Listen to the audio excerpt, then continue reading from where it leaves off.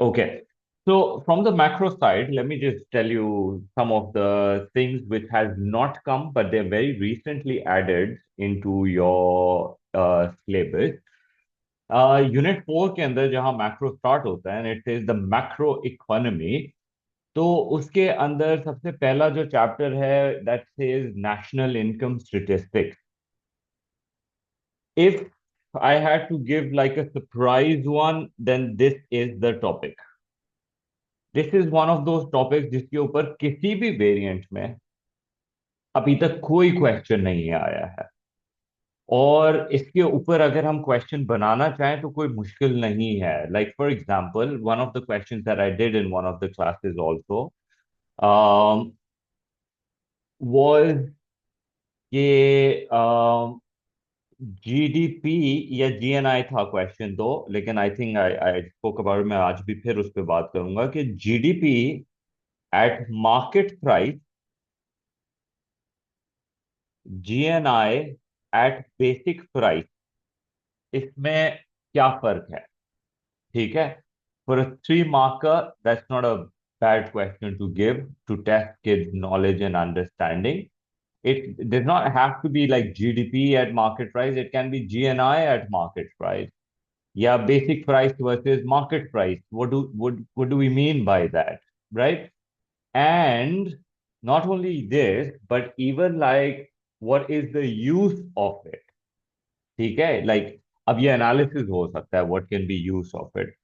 तो इसके ऊपर कोई क्वेश्चन अभी तक नहीं बना है। Will have a little lengthier discussion when we I will talk about the chapter in this. Circular flow has come already. It came in our June 24 के अंदर सर्कुलर फ्लो के ऊपर एक क्वेश्चन बन चुका है। तो क्या इसके ऊपर कुछ आ सकता है दोबारा? चांसेस आर लेस कि इसके ऊपर रेपिटेशन हो वैसे तो, but I think there are plenty of questions and discussions that have been made on it. तो देख लेते हैं उसके ऊपर क्या हो सकता है फिर। उसमें भी जो ज्यादा से ज्यादा बात हो सकती है हमारे वेरिएंट में, वो इक्विलिब्रियम डिसइक्विलिब्रियम के पॉइंट ऑफ व्यू से बात हो सकती है। I think open open economy की तो हो चुकी है बात, राइट? सो इंजेक्शन विड्रॉल, उसी पॉइंट ऑफ व्यू से सर्कुलर फ्लो पे अगर कोई क्वेश्चन बन भी जाता है, लाइक फॉर एग्जांपल के बजट डेफिसिट या ट्रेड सरप्लस होगा तो सर्कुलर फ्लो को क्या इम्पैक्ट आएगा। This is one of those question जो आ चुके हैं, सो दिस रेपिटेशन के आई वुड सस्पेक्ट के चांसेस कम ही होते हैं यूजली। मेरे ख्याल में इस साल फिर एडीएएस के ऊपर कुछ ना कुछ आ जाना चाहिए। It didn't come in the last session, it did not come in the session before that, at least June की जहां तक मैं बात कर रहा हूँ। तो इट हैजंट कम। और जून 20, अक्टूबर 23 के अंदर इसके ऊपर जरूर आ चुका है। तो इट्स वन ऑफ दोज के ADAS is essential because all other macroeconomic objectives, like what happens to the economic growth या प्राइस लेवल्स या एम्प्लॉयमेंट, इन तीनों के ऊपर क्या इम्पैक्ट आएगा अगर गवर्नमेंट ये करती है या वो करती है, तो वो सारी बातें, तो वो यहाँ पे डिस्कशन के अंदर आ जाता है। तो मेरी नजर के अंदर ADS is one of those topics which you should always no. बस केस स्टडी के अंदर इसके बारे में कुछ ना कुछ तो हो सकता है। फिर उसके बाद इकोनॉमिक ग्रोथ, आई फील तुम्हारा इस साल आना चाहिए। अब ये इकोनॉमिक ग्रोथ एडीएस के साथ कंबाइंड भी आ सकता है, और ये भी हो सकता है कि कॉजेज और कॉन्सिक्वेंसेस के ऊपर वैसे तो आ चुका है, not in are variant. It came in 24 October, last October 21 के वेरिएंट के अंदर ये आ चुका है कॉज और कॉन्सिक्वेंसेस के ऊपर। तो मे बी नॉमिनल और रियल अभी तक नहीं आया है, तो you want to just see that once for the differences के पॉइंट ऑफ व्यू से, and maybe along with that कि कोई कॉन्सिक्वेंसेस पे आ जाए।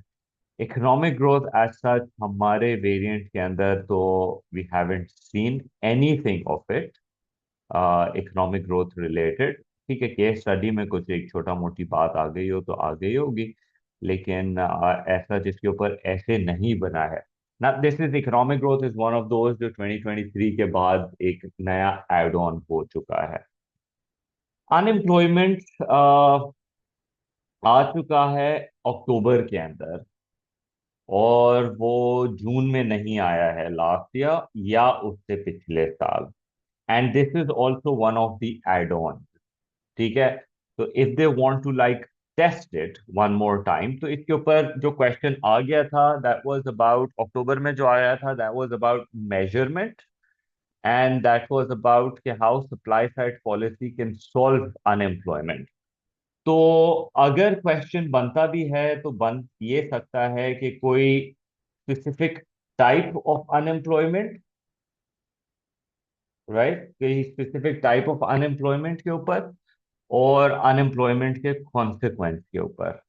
अगर बनेगा तो ये बन सकता है। आई am not ruling out this chapter, but अगर बन सकता है तो not on the measurement side और ऑन द कॉजेज वाला साइड, बट टाइप्स के ऊपर हो सकता है और उसके कॉन्सिक्वेंसेस हो सकता है। मेरे ख्याल के अंदर करेक्शन पॉलिसी में भी नहीं हो सकता। इन्फ्लेशन वैसे तो आ चुका है, टाइप्स ऑफ इन्फ्लेशन भी आ चुका है 23 के अंदर, इफेक्ट्स ऑफ इन्फ्लेशन भी आ चुका है। एडीएएस के साथ अगर इन्फ्लेशन का कोई पूछ लिया तो वो दैट्स डिफरेंट थिंग। पर जो चीज नहीं आई है बहुत जमाने से और ना ही किसी और वेरिएंट के अंदर आई है, that is this and this, which is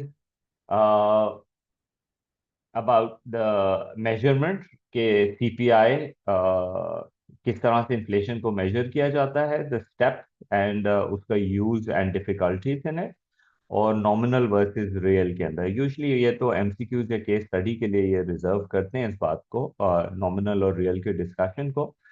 बाकी चीजें आ चुकी हैं। May be in terms of deflation अगर आ जाए तो दैट्स अ डिफरेंट थिंग। लेकिन डिफ्लेशन यूजुअली किसी पॉलिसी के साथ ही हो सकती है, फिजिकल, मॉनेटरी, सप्लाई साइड और समथिंग। फिर जहां तक बात है गवर्नमेंट के मैक्रो इकोनॉमिक इंटरवेंशंस के अंदर, गवर्नमेंट की पॉलिसी जो लास्ट ईयर सरप्राइज आया था, वो सरप्राइज आया था कि क्वेश्चन वाज ऑन दिस। ठीक, एंड दिस बजट के ऊपर तो फिस्कल मेरी नजर में they have very extensively tested in October. तो इसकी रेपिटेशन मुझे तो फील होता है कि नहीं होनी चाहिए इसकी रेपिटेशन। प्रोटेक्शनिज्म के ऊपर भी क्वेश्चन आ चुका है जून के अंदर, protectionism and how protectionism works वगैरह। तो मॉनेटरी पॉलिसी को आए हुए बहुत टाइम हो गया है, तो मॉनेटरी पॉलिसी को I will still take a look at it. Usually the problem is कि एक पॉलिसी आइसोलेशन में नहीं आएगी, तो आपको एक ऑल्टरनेटिव पॉलिसी जरूर पता होनी चाहिए। तो मॉनेटरी के साथ फिस्कल या मॉनेटरी के साथ आई यूजली से कि सप्लाई साइड आपको जरूर आनी चाहिए। सप्लाई साइड आ चुका है, सप्लाई साइड पिछले दो सेशंस के अंदर आ रहा है। एक दफा पिछले अक्टूबर के अंदर अनएम्प्लॉयमेंट के साथ उसका कंपैरिजन आ गया था, और उससे पहले सप्लाई साइड सर्कुलर फ्लो के साथ या सप्लाई साइड किसी मैक्रो इकोनॉमिक ऑब्जेक्टिव्स के साथ आ गया था। तो आई फील कि सप्लाई साइड इस साल नहीं होनी चाहिए। Free trade has also come, free trade का डिस्कशन हैज बिन कमिंग, तो फ्री ट्रेड मुझे इतना कोई खास लगता नहीं है कि फ्री ट्रेड के ऊपर कुछ बनना चाहिए। करंट अकाउंट के डेफिसिट्स के ऊपर क्वेश्चंस बहुत बन चुके हैं, और उसके करेक्शन के ऊपर बहुत कुछ बन सके हैं। May be a discussion on current account imbalances, both deficit and surpluses, file के करंट अकाउंट में कौन से अकाउंट्स होते हैं, अलोंग विद के जब इम्बैलेंसेस होते हैं तो उसका क्या कॉन्सिक्वेंसेस होता है। तो मेरे ख्याल में current account is one of the chapters जो थोड़ा सा क्लोजली जरूर देखो, not specifically from the policy point of view but just general, कि the goods and the bads about the deficits and the surplus and its impact. That would be a good question to take a look at. Exchange rate भी नहीं आया है, maybe exchange rate with current account और maybe exchange rate in isolation, कि simple आपको diagram के साथ बनाने को आ जाए and they might just simply ask you कि अच्छा जी इस चीज का क्या इम्पैक्ट आएगा on the currency, using a diagram आप शो कर लें, तो something along that line is still possible. Current account deficit correction के ऊपर अगर क्वेश्चन बनता भी है तो वही मेरा ख्याल है, एक मैं पूरा एक ओवरऑल एक ब्रीफ आज दे देता हूँ इसके ऊपर, which I have done in one of the last classes that we had in person, but I think that is one of those macro sites को जिसको हमें एक अच्छे से देख लेना चाहिए वैसे तो। ठीक। तो for our today's agenda, what I want to go through is one of the surprise chapters जिसके ऊपर कोई क्वेश्चन बन सकता है, एटलीस्ट 3 मार्क के लिए बहुत इजी क्वेश्चन बन सकता है। पहले तो हम एक क्लैरिटी लेकर आते हैं अपने अंदर कि ये नेशनल इनकम स्टेटिस्टिक्स ये A2 का चैप्टर हुआ करता था। ये हम A2 में भी एक ब्रीफ रिवीजन जरूर करते हैं इसके ऊपर, but this is one of those chapters जो बच्चों को याद नहीं रहता और they don't give so much importance to it, but in my opinion you should give importance to it, क्योंकि इसके ऊपर बड़ा अच्छा सा सिंपल सा सवाल बन सकता है। आप बात कर रहे हैं नेशनल इनकम स्टेटिस्टिक्स क्या होती हैं, तो आप कहते हैं national income statistics basically measure करता है एक कंट्री की इकोनॉमिक एक्टिविटीज और परफॉर्मेंस को। ठीक है जी। तो अगर हम कहते हैं sort of it's a report card of what the country has been doing the whole year, ठीक, दैट्स व्हाट इट इज।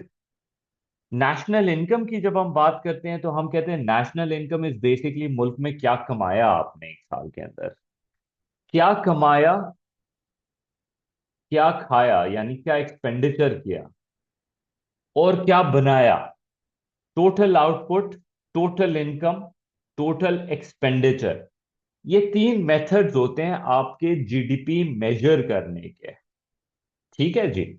तो इस पे बिल्कुल सवाल बन सकता है कि 3 मार्क के लिए जीडीपी कैसे मेजर होती है। तो एक एक मार्क के लिए ये 3 बातें हो गई कि टोटल आउटपुट मेथड जिसके अंदर आप ये करते हैं, टोटल इनकम मेथड में ये करते हैं, और टोटल एक्सपेंडिचर में ये करते हैं। 3 मार्क बिल्कुल बनता है इसके ऊपर सवाल। ठीक है। फिर एनालिसिस के अंदर सवाल बन सकता है कि जीडीपी मेजर करने का रीजन क्या है, राइट। तो आप उसके यूजेस को बताओगे और फिर उसकी इश्यूज को बताओगे।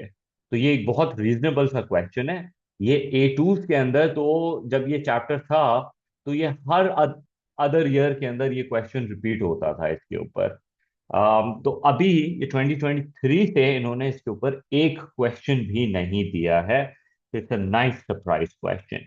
And when I say surprise question, you know how मैं जो बात कर रहा हूँ ART, MRT, average tax rate, और जो आ गया था अभी अक्टूबर में, वो कभी भी नहीं आया था, किसी और वेरिएंट के अंदर नहीं आया था। इनफैक्ट हिस्टोरिकली वो क्वेश्चन कभी भी नहीं आया, लेकिन इन्होंने ऐड ऑन किया और फिर उस क्वेश्चन को इन्होंने 3 मार्क के लिए एटलीस्ट एक छोटा सा उसका एलिमेंट दे दिया।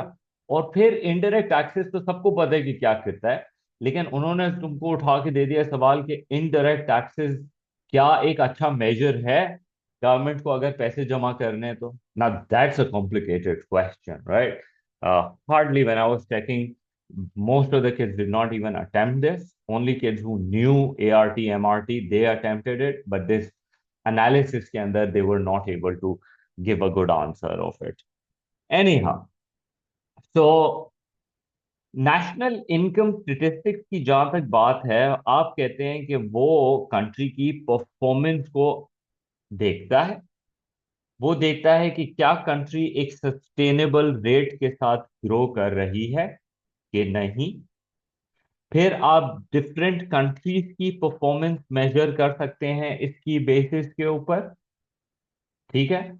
फिर आप इनकम लेवल के साथ कंपेयर कर सकते हैं कि आपकी पॉपुलेशन ग्रोथ और जीडीपी ग्रोथ, अगर जीडीपी ग्रोथ ज्यादा है पॉपुलेशन ग्रोथ से तो लिविंग स्टैंडर्ड इंप्रूव होगा, लेकिन अगर इकोनॉमिक ग्रोथ कम है और जीडीपी पर कैपिटा, सॉरी, जो पॉपुलेशन ग्रोथ ज्यादा है और जीडीपी पर पर्सन ग्रोथ जो कम है, तो फिर मुल्क का लिविंग स्टैंडर्ड हर्ट होगा। तो उसके लिए भी इंपॉर्टेंट है। प्लस जब गवर्नमेंट असेस करेगी कि हमारी क्या परफॉर्मेंस चल रही है, हमारी क्या डायरेक्शन चल रही है, तो वो अपनी पॉलिसी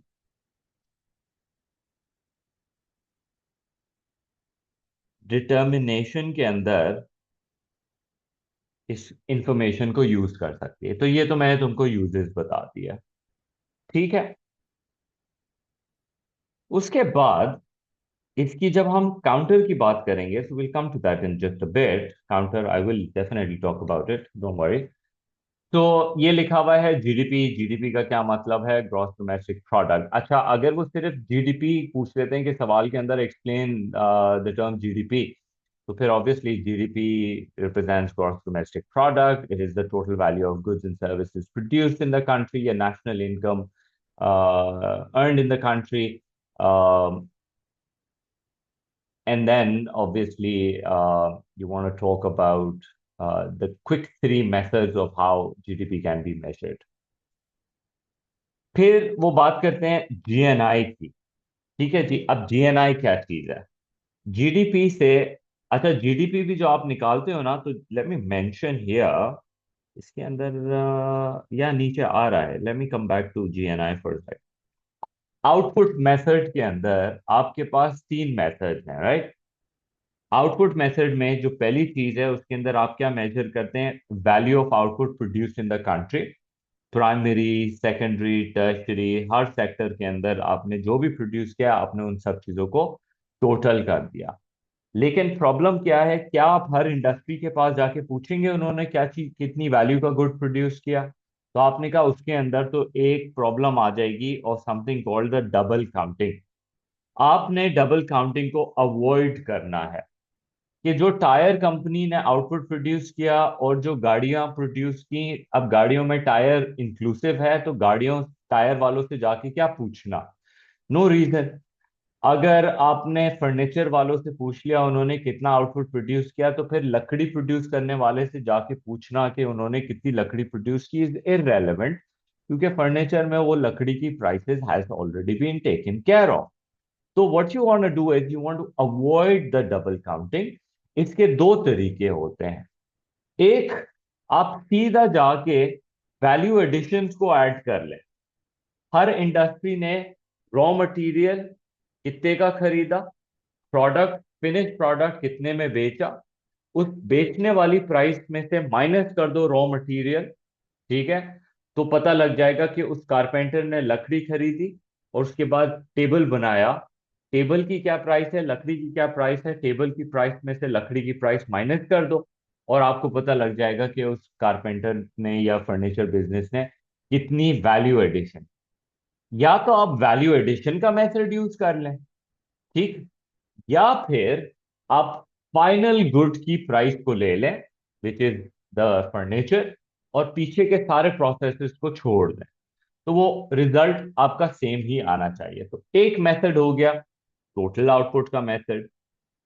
दूसरा इनकम मेथड, जिसके अंदर आप मुल्क की सारी जो लोगों ने पैसे कमाए हैं, फोर फैक्टर्स के फोर रिवॉर्ड्स, उसको ऐड कर दिया जाए। तीसरा मेथड, तीसरा मेथड जिसको आप कहते हैं एक्सपेंडिचर मेथड। एक्सपेंडिचर मेथड में आप बेसिकली जितना भी मुल्क में आउटपुट प्रोड्यूस हुआ ना ऊपर, वो किसने खरीदा? तो आपने कहा कंज्यूमर ने खरीदा, बिजनेसेस ने खरीदा, गवर्नमेंट ने खरीदा, फॉरेनर ने खरीदा। लेकिन इसमें से माइनस कर दो इंपोर्टेड गुड्स, बिकॉज वो पाकिस्तानी नहीं है, तो वो जीडीपी डोमेस्टिक प्रोडक्ट का हिस्सा नहीं हो सकता, तो माइनस कर दो उसको।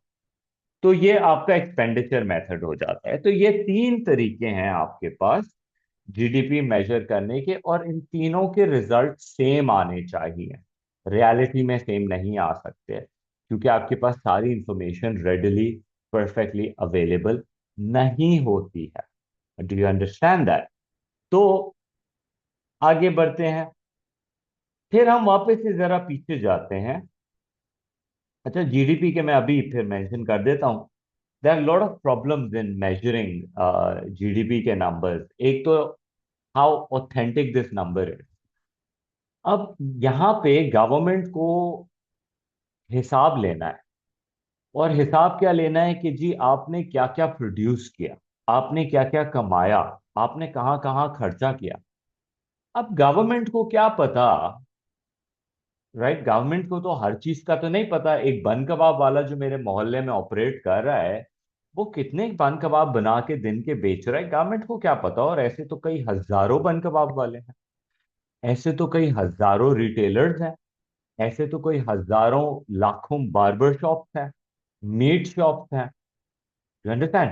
टीचर्स हैं जो ट्यूशन पढ़ाते हैं, डॉक्टर्स हैं जो कैश के अंदर पैसे लेते हैं अपने पेशेंट से। तो ऐसे तो इतनी बड़ी एक इनफॉर्मल सोसाइटी है जिसका तो गवर्नमेंट को हिसाब ही नहीं है, बिकॉज वो तो कैश पे काम चल रहा है। तो अब आप किस बेसिस के ऊपर जीडीपी को एक्यूरेट कह सकते हैं? क्योंकि पाकिस्तान जैसी इकोनॉमी के अंदर तो there is a very varying data. But they से कि हमारी फॉर्मल इकोनॉमी से बड़ी, 2 गुना बड़ी तो इनफॉर्मल है, जिसके अंदर all these things that I mentioned including all the retailers in Pakistan are unaccounted for. तो ये किस तरीके से हो सकता है? ये तो सिर्फ आप बड़ी कंपनीज का हिसाब ले सकते हैं। तो ये डेटा के ऊपर आपने एक क्वेश्चन उठा दिया कि यार ये आउटपुट मेथड के थ्रू जो आपने ये किया है, that's difficult, challenging. Let's try to catch the same problem from the income side, कि इनकम मेजर कर लेते हैं सबकी। अब क्या मेरे ट्यूशन के पैसे की गवर्नमेंट को इनकम का हिसाब है क्या? क्या रिटेलर का हिसाब है क्या? क्या बन कबाब वाले का हिसाब है क्या? हेयर ड्रेसर का हिसाब है? तो क्या लोगों ने जो सोना खरीदा उसकी वैल्यू ऊपर चली गई, क्या गवर्नमेंट को उसका हिसाब है? मे बी हाँ, उनको स्टॉक मार्केट का हिसाब होगा। बट जो कमोडिटी मार्केट्स हैं, जो आप असल के अंदर काम करते हैं विथ फिजिकल थिंग, प्रॉपर्टी हो गया, तो ये सब चीजें तो है ही नहीं हिसाब। आर्टिफैक्ट्स हो गए जो लोग खरीदते हैं, पेंटिंग्स और एंटीक्स एंड ऑल दैट। तो ये सारी वेल्थ की तो कोई हिसाब ही नहीं है। तो फिर आप कैसे मेजर कर सकते हो? एंड हाउ कैन यू से इट्स रियलिस्टिक? एक्सपेंडिचर के पॉइंट ऑफ व्यू से जितनी चीजें मैं कार्ड से खरीदता हूँ, क्रेडिट कार्ड से खरीदता हूँ, बैंक अकाउंट से खरीदता हूँ, वो गवर्नमेंट को पता है, ठीक है जी। लेकिन जो चीजें मैं कैश के थ्रू खरीदता हूँ, गवर्नमेंट को क्या पता? So do you understand the question? There is a question mark on the reliability of this number that we are measuring. तो अगर उसके ऊपर सवाल है, तो फिर आप इसको एक एक्यूरेट मेजर तो नहीं कह सकते हैं, right? So there is a big limitation of that. Okay जी, एक और बात कर लेते हैं।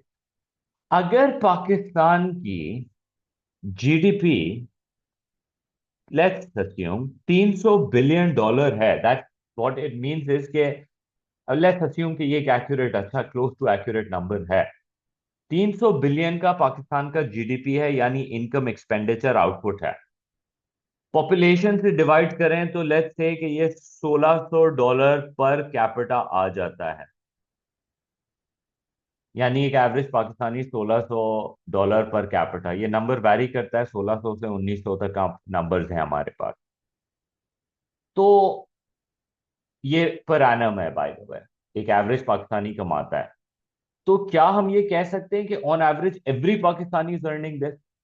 ये भी तो हो सकता है कि कुछ बहुत अमीर हैं जो क्रेजी अमाउंट, लाखों डॉलर पर कैपिटा कमा रहे हैं, और there are lots and lots of गरीब जो $500 पर कैपिटा भी नहीं कमा रहे, राइट?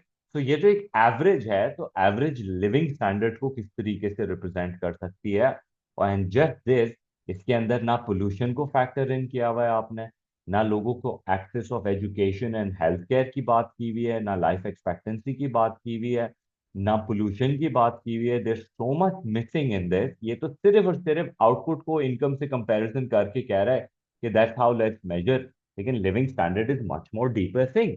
तो ये अब use from performance, living standard and economic policy was the uses, but then I made the counter argument also.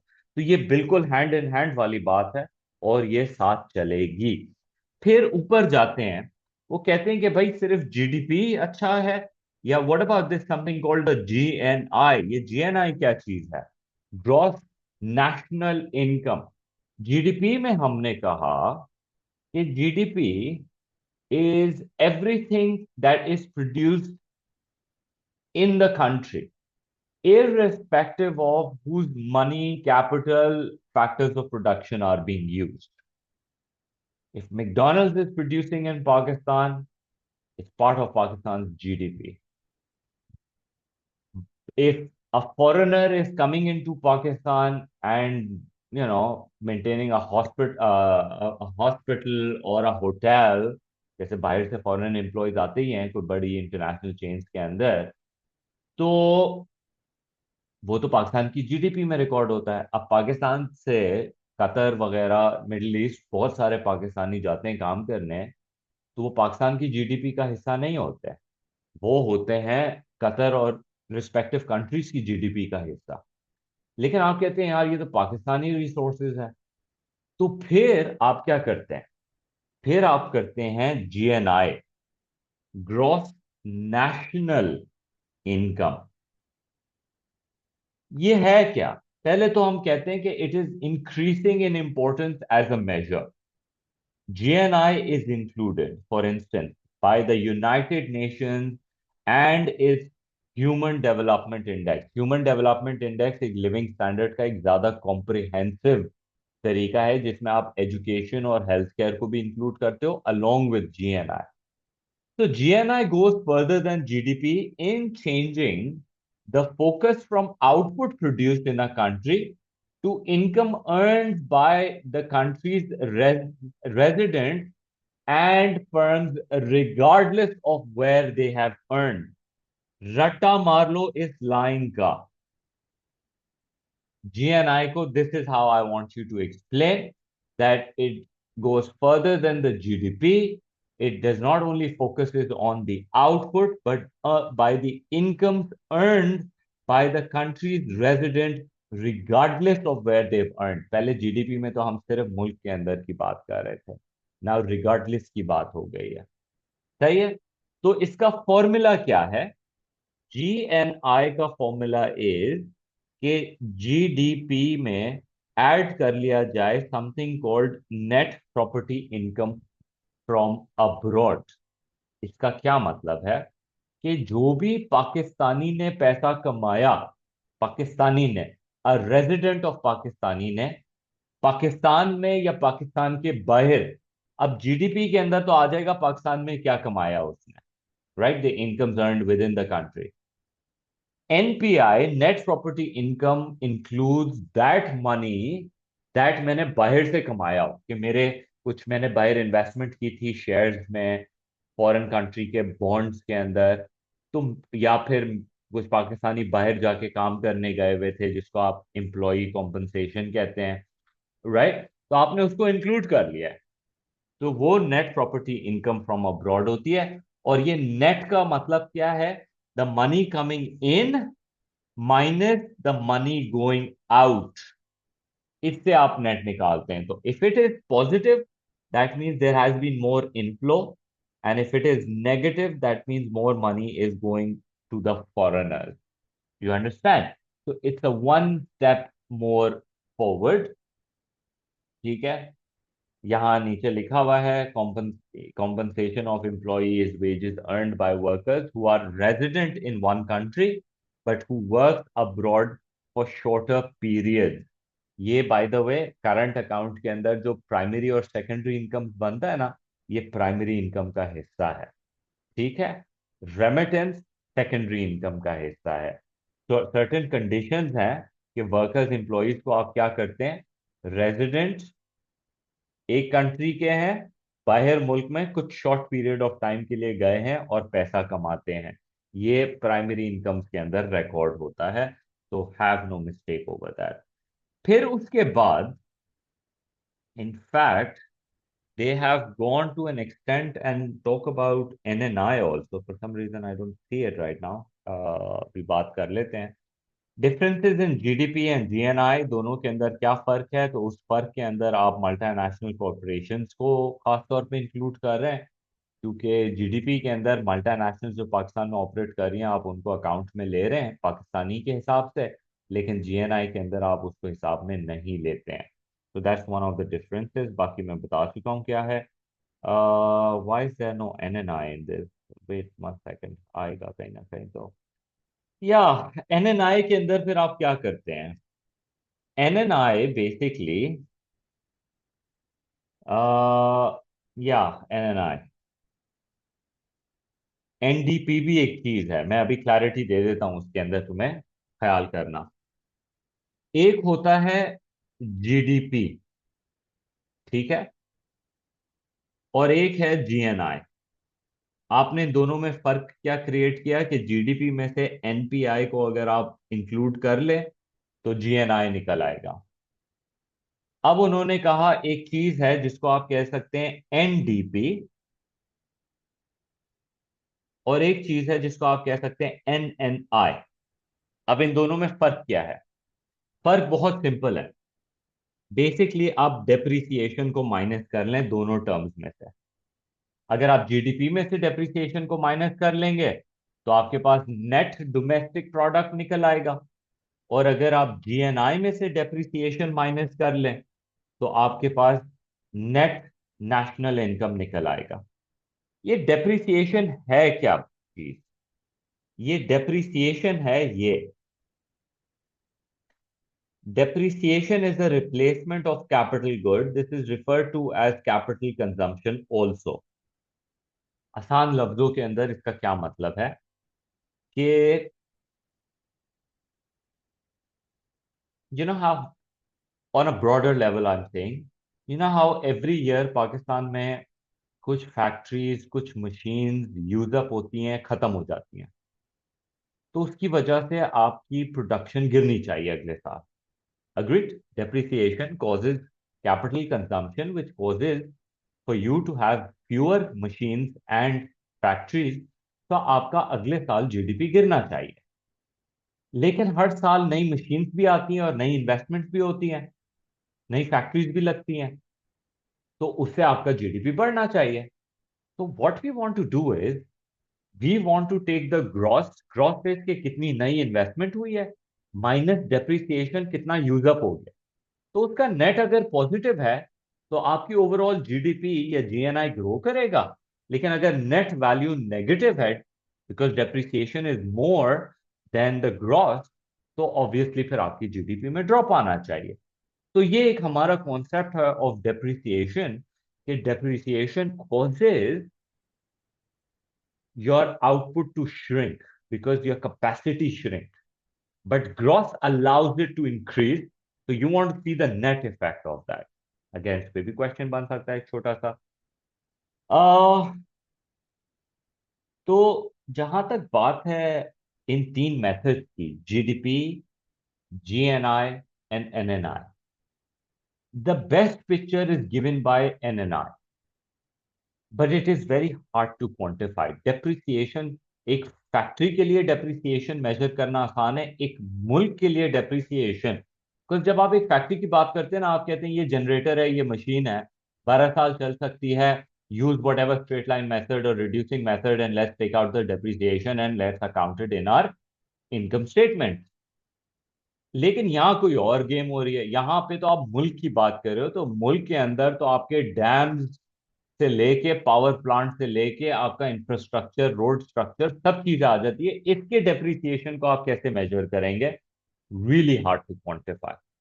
लेकिन जीएनआई के अंदर जो एनपीआई का एड ऑन था, that is much more easier to quantify because across border usually जो पैसा move करता है ना, अब उसमें से आप वो हवाला और वो हुंडी वाला सिस्टम खत्म कर दें जो आप इलीगली पैसा इन एंड आउट करते हैं, obviously that's a reality, but जितना ऑफिशियल मूव करता है ना वो अकाउंटेड फॉर होता है। तो इसलिए जीएनआई मेजर करना इतना मुश्किल नहीं है और इतना उस पर सवाल नहीं बनता जितना एनएनआई की मेजरमेंट पे बन सकता है। That is very subjective.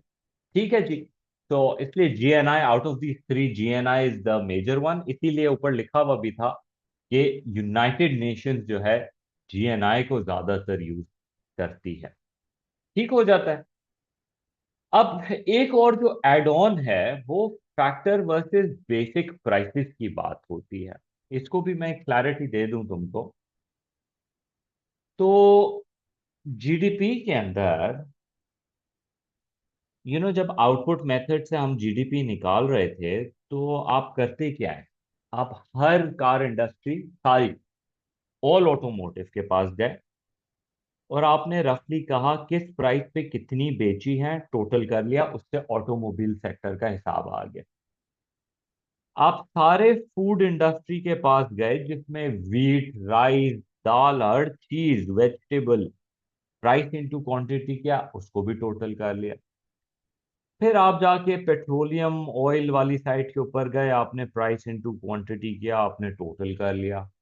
इस तरह से कई सौ सेक्टर, सीमेंट, बिल्डिंग, कई सारी इंडस्ट्रीज को आप टोटल कर लेते हैं, तो you get sum of price into quantity, और आपका मुल्क का, आपको जीडीपी या आउटपुट मेथड से जीडीपी निकल आया। You understand that? That's how you calculate it. Okay. अब इसमें हम ये कह रहे हैं भाई, ये जो प्राइस है ये क्या है प्राइस? तो आप कह रहे हैं ये प्राइस हमने मार्केट प्राइस ली है, this is the market price. ठीक है, ये मार्केट प्राइस है। अब हमें ये पता है, तुम्हें और मुझे, कि मार्केट प्राइसेस के अंदर तो टैक्सेस लगे हुए होते हैं।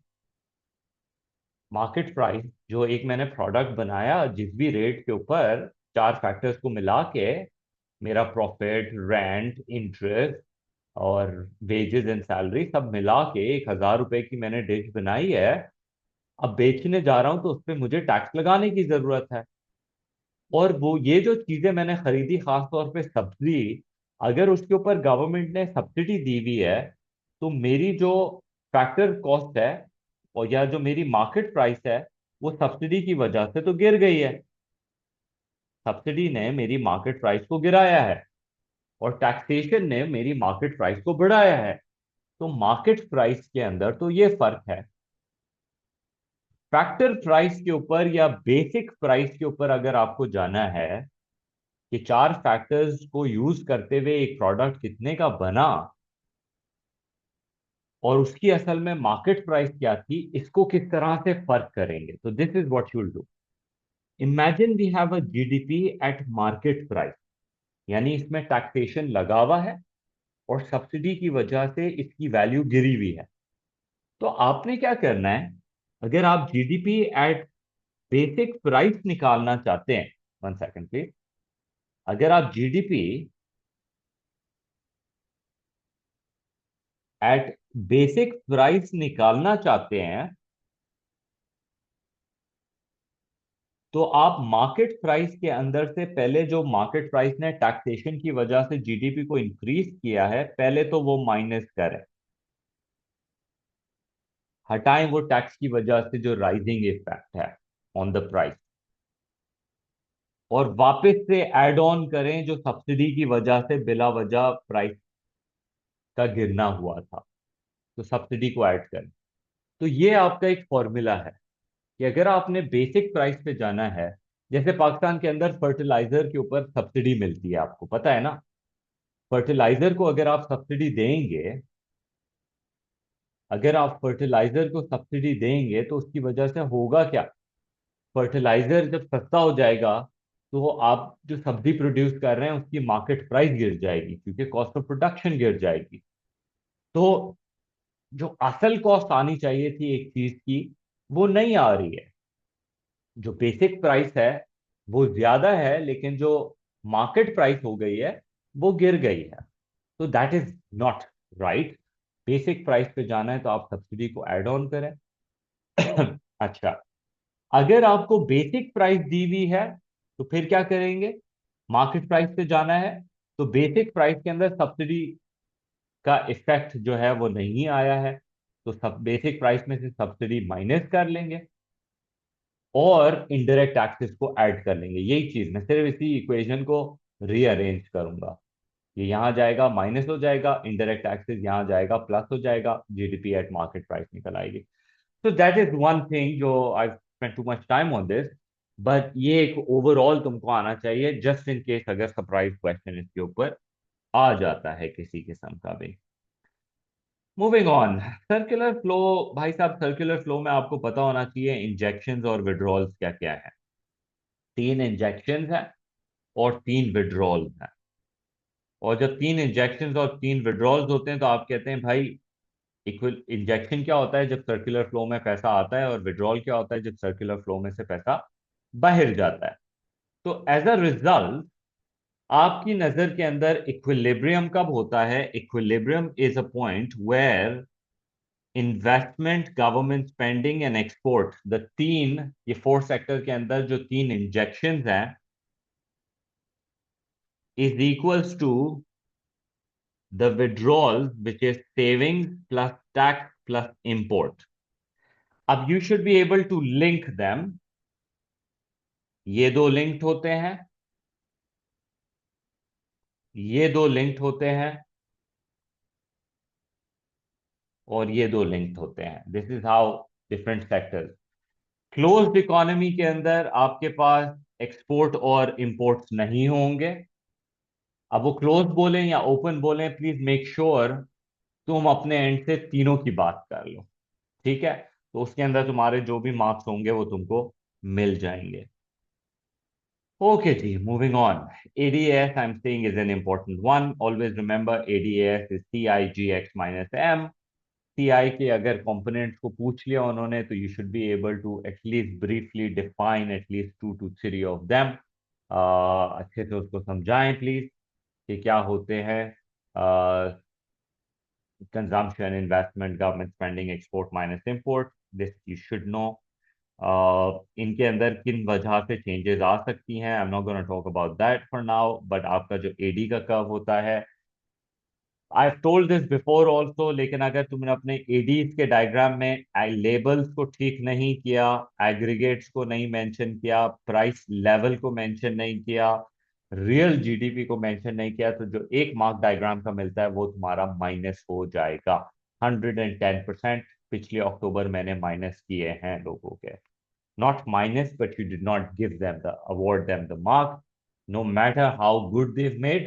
लेकिन सिर्फ उन्होंने अगर वाई एक्सिस पे प्राइस लिख दिया, मार्क कटेगा मैक्रो साइड के ऊपर। ठीक है जी। एडी के ऊपर मूवमेंट क्यों आती है, इसके ऊपर सवाल आज तक नहीं बना, which is the strange thing, कि जब प्राइस लेवल्स गिरते हैं तो एडी के अंदर इंक्रीज क्यों आता है, इस पे सवाल नहीं बना है अभी तक, विच इज स्ट्रेंज। एमसीक्यूज में आ चुका है बट एसेज में नहीं आया है।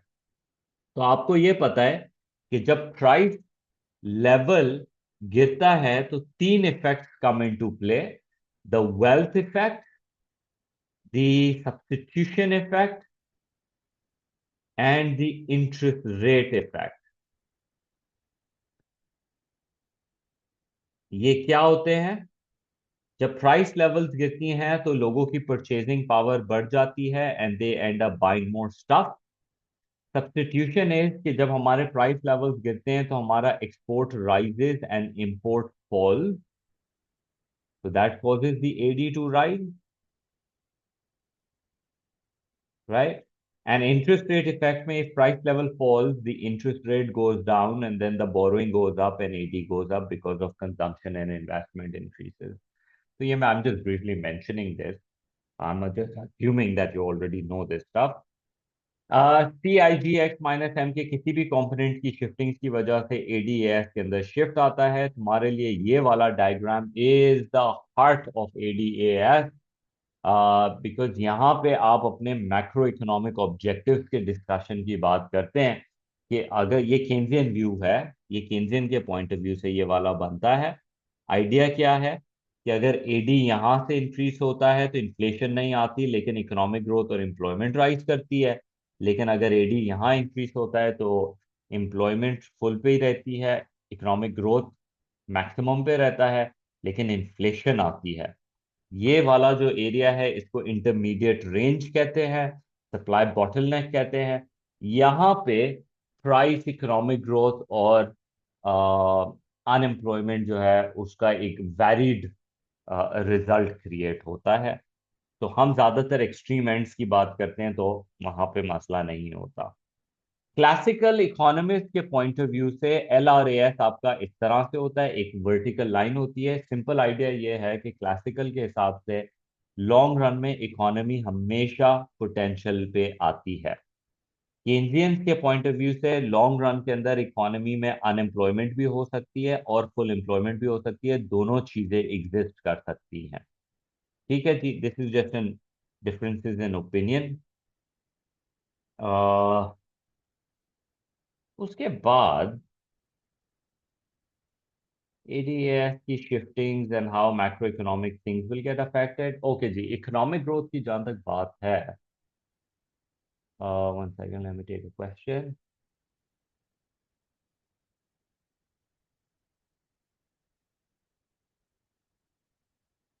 It is not okay to make a normal diagram, demand supply. Oh, you mean,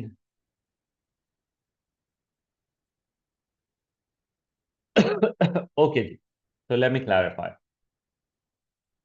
When to make this, okay, and when to go for this. There are two situations, separate situations. If the question is begging a straightforward impact, कि बताएं AD के change होने से या AS के change होने से what will happen to inflation और इकोनॉमिक ग्रोथ, तो फिर आप नीचे वाला बना लो। Because what this does is, it this one will quickly, very quickly will tell you कि अच्छा जी क्या हुआ, AD बढ़ा, what will happen to inflation, demand pull inflation will happen. One second, this one, या। तो ये वाला बड़ा सिंपल सा है। इफ AD को ये हुआ वो हुआ तो फिर क्या होगा, आपने बता दिया, ऐसे होगा। लेकिन if question has more of an analysis situation that will it always cause inflation or something, then I say LRAS वाला बनाओ। ठीक है। यूजली अगर first part of the question ask for AD ना, तो आप ये वाला बनाते हो। और जो नीचे जो इवेल्युएटिव वाला पॉइंट होता है वहां पे you don't need to make the LRAS वाला, but even if you just explain in terms of कि it depends on the economy whether it is at full potential or below potential. So just that verbal discussion is also fine. There is no problem whatsoever in that also. ठीक है? So these are the two instances where I feel कि ये diagram का discussion आप कर सकते हैं। But अगर वो सिर्फ शॉर्ट रन या लॉन्ग रन को क्लैरिफाई कर देते हैं तो फिर तो कोई मसला ही नहीं है।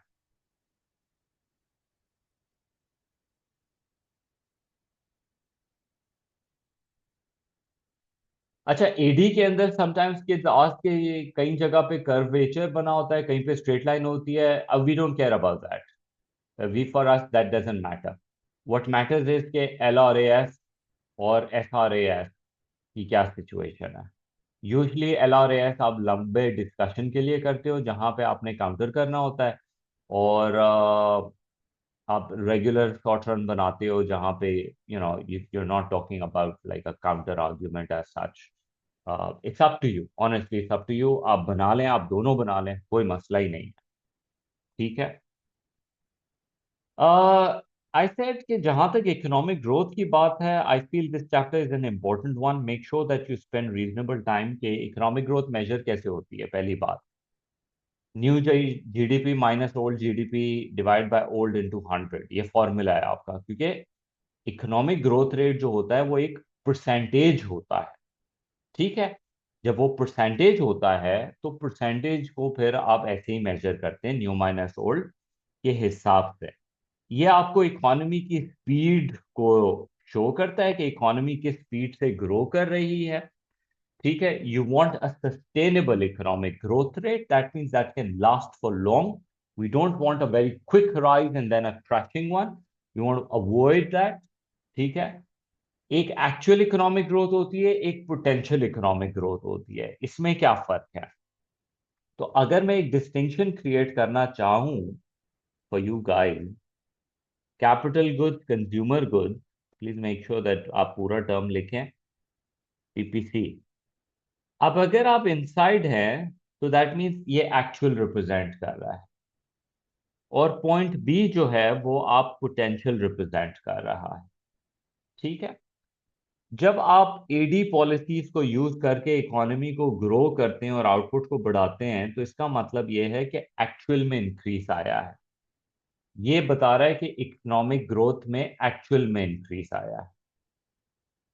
और ये रिप्रेजेंट करता है कि आपकी प्रोडक्टिव कैपेसिटी में कितना, ये एक्चुअल और पोटेंशियल दोनों को रिप्रेजेंट कर रहा है। क्योंकि देखें जी, जब लाइन बी से सी पे गई है तो वो शो कर रही है आपकी पोटेंशियल में इंक्रीज आ गया है। उसका ये मतलब है कि now this does not exist any more, this is gone now. You understand that? अब आपकी पोटेंशियल शिफ्ट हो गई है टू द राइट। अब अगर आपका एक्चुअल वहीं खड़ा हुआ है तो ये तो अनएम्प्लॉयमेंट क्रिएट हो गई, बिकॉज पोटेंशियल आगे निकल गया है। तो अब आपके एडी को इंक्रीज होके इस पोटेंशियल को यानी एक्चुअल को कैचअप करना पड़ेगा पोटेंशियल के लिए। You understand the distinction? Potential is the capacity, the LRA shifting to the right. Actual is कि क्या आपने वो पोटेंशियल अचीव कर लिया कि नहीं किया। ठीक है जी। तो दैट्स हाउ एक कंट्री ने बड़ी बड़ी फैक्ट्रीज लगा दी, पावर प्लांट्स बना दिए और अपनी कैपेसिटी बढ़ा दी। अब क्या आप उन प्लांट्स के अंदर आउटपुट प्रोड्यूस भी हो रहा है उतनी कैपेसिटी पे कि नहीं? अगर नहीं हो रहा तो आपकी पोटेंशियल तो बढ़ गई है, लेकिन आप वही पॉइंट बी पे खड़े हुए हैं। और अगर एक्चुअल भी कैचअप कर जाता है तो ये तो फिर विन सिचुएशन हो जाती है। इकोनॉमिक डेवलपमेंट की जब हम बात करते हैं तो remember one thing, there is a difference between economic growth and economic development. Economic growth is simply talking about आपके आउटपुट के अंदर इंक्रीज आया है। ठीक है। आपके गुड्स एंड सर्विसेज के अंदर प्रोडक्शन ज्यादा हुई है, and that would mean more living standard because people can afford more stuff, more income, living standard will improve. But economic development talks about कि क्या आपकी इकोनॉमी के अंदर हर किसी के लिविंग स्टैंडर्ड में, वेल बीइंग में इंप्रूवमेंट आई है, या इनकम डिस्ट्रीब्यूशन में इंप्रूवमेंट आई है, क्या पोल्यूशन वर्स हुई है, क्या लोगों के पास एजुकेशन और हेल्थ केयर की एक्सेसिबिलिटी बढ़ी है। That's economic development. So let's not just try to go after economic growth, we want economic development to happen also. We confuse by saying that economic growth is economic development, but no, economic growth can lead to higher inequality because the rich owns the factories and are skillful, so they might benefit more than the poor. They just get a little trickle down effect, right? अमीर बड़े पैसे कमाता है और गरीब के ऊपर trickle down effect नहीं होता, तो फिर इकोनॉमिक डेवलपमेंट नहीं होगी। You need to be very clear in these two aspects. Okay? अब इसको जैसे भी तुम अपनी वर्ड के अंदर मुझे क्लैरिटी दे दो। मेजरमेंट कैसे होती है, नॉमिनल और रियल में क्या फर्क होता है। ये अगेन 3 मार्क के लिए इसके ऊपर क्वेश्चन बन सकता है कि जीडीपी नॉमिनल और जीडीपी रियल में क्या फर्क है। I think in one of the case study they have asked about that. Obviously in nominal और रियल की जब आप बात करते हैं तो inflation is the thing that needs to be talked about. ठीक है। क्योंकि होता यह है कि नॉमिनल के अंदर वही मेरी बात जो पहले मैंने जीडीपी मेजर की बात की थी कि किस तरह से आप सम ऑफ प्राइस इनटू क्वांटिटी की बेसिस पे जीडीपी निकालते हैं। तो जो आप प्राइस ले रहे हैं, इस प्राइस के अंदर ये अगर करंट प्राइसेस है इसमें तो इन्फ्लेशन इंक्लूडेड है। तो अगर आपकी इकोनॉमी में ग्रोथ आ रही है, सॉरी वन सेकेंड, अगर आपकी इकोनॉमी के अंदर ग्रोथ आ रही है, overall this number is going up, why? Because inflation is going up. तो this is misleading because this is saying कि आपकी जो नॉमिनल मॉनेटरी जीडीपी है दैट इज गोइंग अप, लेकिन लोगों की purchasing power is not going up because the amount of quantity being produced is exactly the same. तो ये तो कोई फायदे की बात तो नहीं है। तो रियल जीडीपी ये कहता है कि भाई ये जो इन्फ्लेशनरी इंपैक्ट है इसको हटाओ, कांस्टेंट प्राइस का मेथड यूज करो कि जो प्राइसेस उस वक्त थी वही प्राइस आज भी हैं। तो अब बात करो कि आउटपुट में इजाफा आया है, कमी आई है, या कोई चेंज नहीं आया। तो real GDP looks at the output. अगर ये बढ़ेगा तो आप बोलेंगे ठीक है जी, सब कुछ अच्छा है, लोगों का लिविंग स्टैंडर्ड रियल में इंप्रूवमेंट है। अगर ये गिरता है, इवन दो नॉमिनल बढ़ता है, तो आप कहेंगे कि नॉमिनल जो है वो इन्फ्लेशनरी है, असल में लोगों का तो लिविंग स्टैंडर्ड खराब हो गया है, because people can afford less goods and services. ठीक है, तो there is a problem here in this whole thing. इसका एक फॉर्मूला है, इस फॉर्मूले को याद कर लो प्लीज। ये नॉमिनल को रियल में कन्वर्ट करने में असिस्ट करता है, ये केस स्टडी के लिए यूज हो सकता है।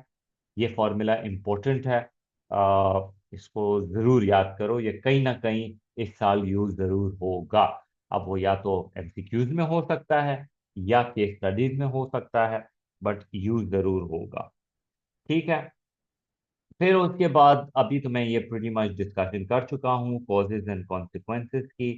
Do take a look at this कि पीपीसी में आउटवर्ड शिफ्ट की क्या वजूहात होती हैं। वही जो हमने पीपीसी में आउटपुट की जो बात की थी, वही पोटेंशियल के रीजंस हैं। आपका ह्यूमन रिसोर्स की क्वालिटी में इंप्रूवमेंट हो जाना, आपका लेबर फोर्स का बढ़ जाना, आपकी नई एडवांसमेंट टेक्नोलॉजी का आ जाना, आपकी मशीनों में क्वांटिटी में इंक्रीज हो जाना, डिस्कवरी ऑफ नेचुरल रिसोर्सेज हो जाना, एंटरप्रेन्योरशिप को प्रमोट कर जाना, ये सारी चीजें जो आपने पीपीसी को आउटपुट शिफ्ट की बोली है ना, वो सब। लेकिन एक्चुअल में कैसे इंक्रीज होता है? एक्चुअल के लिए फिर तुम बोलोगे, एक्चुअल में इंक्रीज वो होता है जो एडी को राइट पे लेके जाता है। फिस्कल पॉलिसी, मॉनेटरी पॉलिसी, ये वो पॉलिसीज हैं जो आपके रिसोर्स की यूटिलाइजेशन को इंक्रीज करते हैं और इनसाइड द कर्व से टूवर्ड्स द कर्व की मूवमेंट होती है। So there's all this discussion on that. So we've done that plenty of times. So let's avoid doing that. Low income countries versus high and middle income countries के अंदर किस तरीके से ये economic growth का chart use हो सकता है। And I said please cost and benefit को जरूर अपने एंड के ऊपर पढ़ लेना कि इकोनॉमिक ग्रोथ की क्या अच्छी बात क्या होती है और नेगेटिव बात क्या होती है। 12 मार्क्स से लेके 8 मार्क्स का इस पे सवाल बन सकता है। पहले 3 marks would be about GDP कैसे मेजर होती है, या जीडीपी यूजफुल है कि नहीं है, या फिर जीडीपी के बेनिफिट्स को, क्या हमेशा जीडीपी का rise is beneficial for an economy या लो इनकम कंट्री। तो मेक श्योर कि तुम इसके कॉस्ट एंड बेनिफिट्स की दोनों की बात करो। ठीक है जी। आ, जहाँ एक तरफ it shows a positive image, दूसरी तरफ it shows a negative image also. All right, so I'm gonna take a break over here and then we're gonna continue in 10. All right, so for the next topic, unemployment, वैसे तो अक्टूबर में इसके ऊपर question तो बन चुका है। How to major पे बन चुका है, हाउ टू सॉल्व पे बन चुका है। अगर like I mention before also कि अगर कॉजेज के ऊपर, टाइप्स के ऊपर आप आ जाएं, तो टाइप्स एंड कॉन्सिक्वेंसेस के ऊपर अभी तक कोई ऐसा क्वेश्चन बना नहीं है। So when we talk about unemployment, सबसे पहले तो you should be able to define what is unemployment, right? तो आप कहते हैं कि unemployment is when people are willing and able to work but they can't find a job. That's what unemployment means. You must talk about that people are seeking work but they can't find it. ठीक है, that's the main thing over here. ठीक है,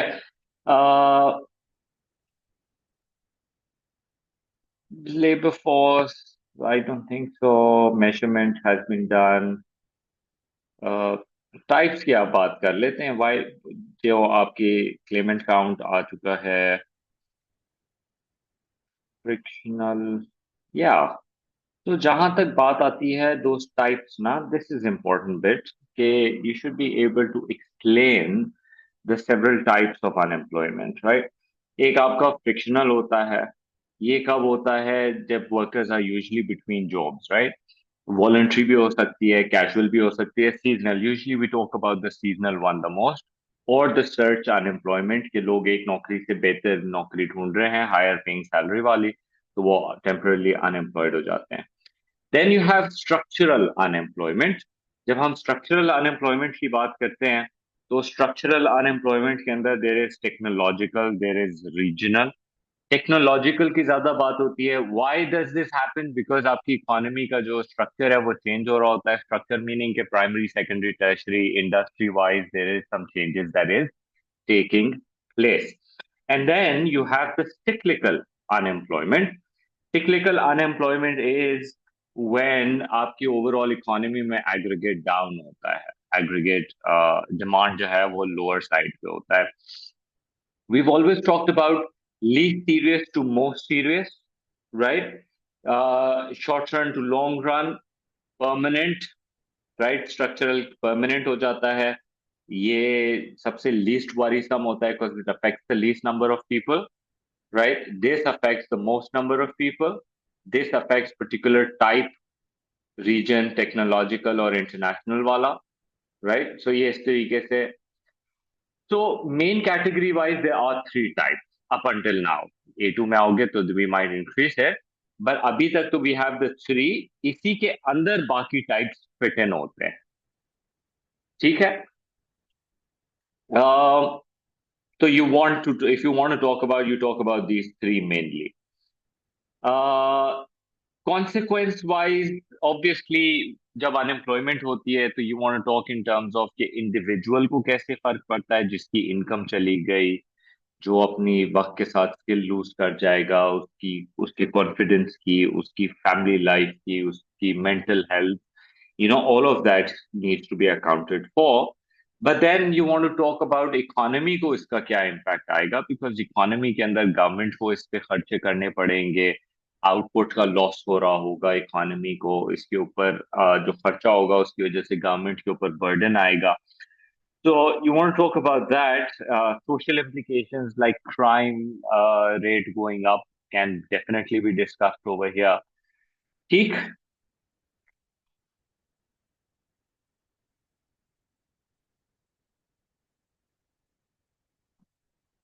So please keep in mind this segment. I don't know what this segment is about. Just give me a second. How significant is unemployment?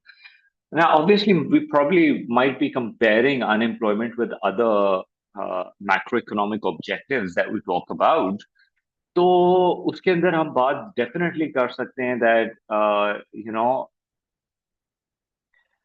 Unemployment का high rate होना खतरनाक है। Natural rate से ज्यादा हर economy के अंदर एक नेचुरल रेट ऑफ अनएम्प्लॉयमेंट होता है जो हमेशा एग्जिस्ट करता है। There will always be people जो सीजन की वजह से अनएम्प्लॉयड होंगे। There will be always people जो एक नौकरी से बेहतर नौकरी ढूंढने के लिए अनएम्प्लॉयड हो रहे होंगे। There will always be structural changes that will be taking place जिसकी वजह से लोग अनएम्प्लॉयड होके अब दूसरी किस्म की नौकरी के लिए अपने आप को अडॉप्ट कर रहे होंगे और समथिंग लाइक दैट। ठीक। तो this will always always take place. तो अनएम्प्लॉयमेंट अगर बहुत लोगों को अफेक्ट कर रही है, दैट्स अ प्रॉब्लम। अगर अनएम्प्लॉयमेंट बहुत ज्यादा टाइम चल रही है तो दैट्स अ प्रॉब्लम, ठीक है? अगर कोई सीजनल अनएम्प्लॉयमेंट है, that's not much of a big problem because people will obviously season वापस आएगा, लोग एम्प्लॉयड हो जाएंगे। या अगर हो सकता है कि लोगों के पास अगर दूसरे ऑप्शंस होंगे कि वो अपने आप को रीट्रेन करके कहीं और अडॉप्ट हो जाए, उसमें government assistance would definitely play a very good role.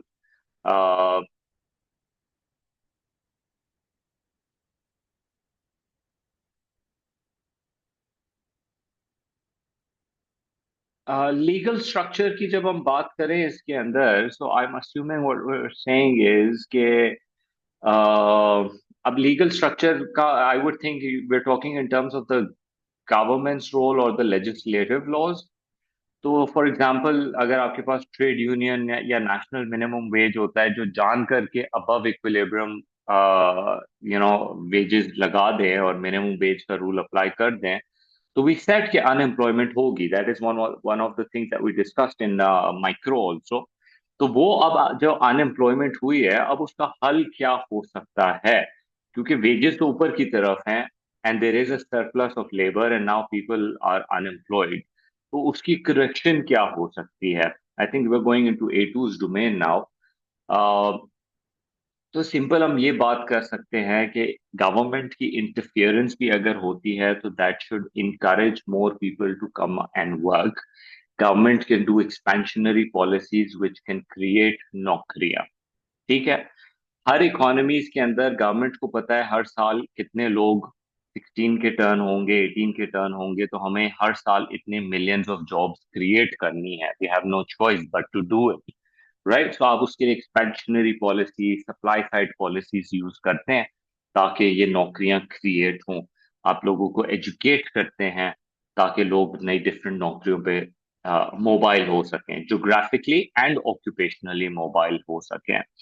Right? So there's this discussion.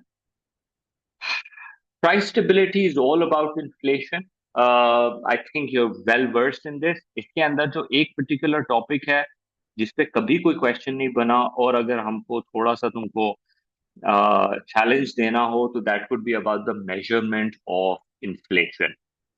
ठीक है. इन्फ्लेशन कैसे मेजर करते हैं? तो आप कहते हैं inflation is measured through the RPI का मेथड, रिटेल या सीपीआई का मेथड. राइट. उसमें आप क्या करते हैं, ये अच्छे से इन्होंने 5 आपको मेथड्स बताए हैं. You copy paste them basically कि कैसे मेजर होता है. तो एक आप बेस ईयर सेलेक्ट करते हैं. राइट. बेस ईयर क्या होता है? बेस ईयर के अंदर एक आप वो साल यूज करते हैं जो एक रेगुलर सा साल होता है, बहुत नॉर्मल साल होता है, उसमें कोई ऑन एंड ऑफ चीज नहीं हुई हुई होती है. For example, in Pakistan's case, 2025 would not be, now it's not going to be a good situation because of the whole war thing, and abhi iski implications आएंगी on inflation and everything if it continues like this. Otherwise, 2024 is a good year. It was a very normal year. We managed inflation rate. It started to come down. This was looking even a more promising year to take as a base year. I think हमारा last base year जो था वो 2000 and कौन सा लिया हुआ था, I can't remember, 2015, 2013 or something like that. I think that was our last base year that we had taken. Um, you do a survey where people are spending, what are they spending on, कितना खर्चा कर रहे हैं footwear पे, कितना खर्चा किस चीज पे कर रहे हैं. फिर आप वेट्स कैलकुलेट करते हैं. Weights is basically a percentage of किस चीज में कितने खर्चा हो रहा है.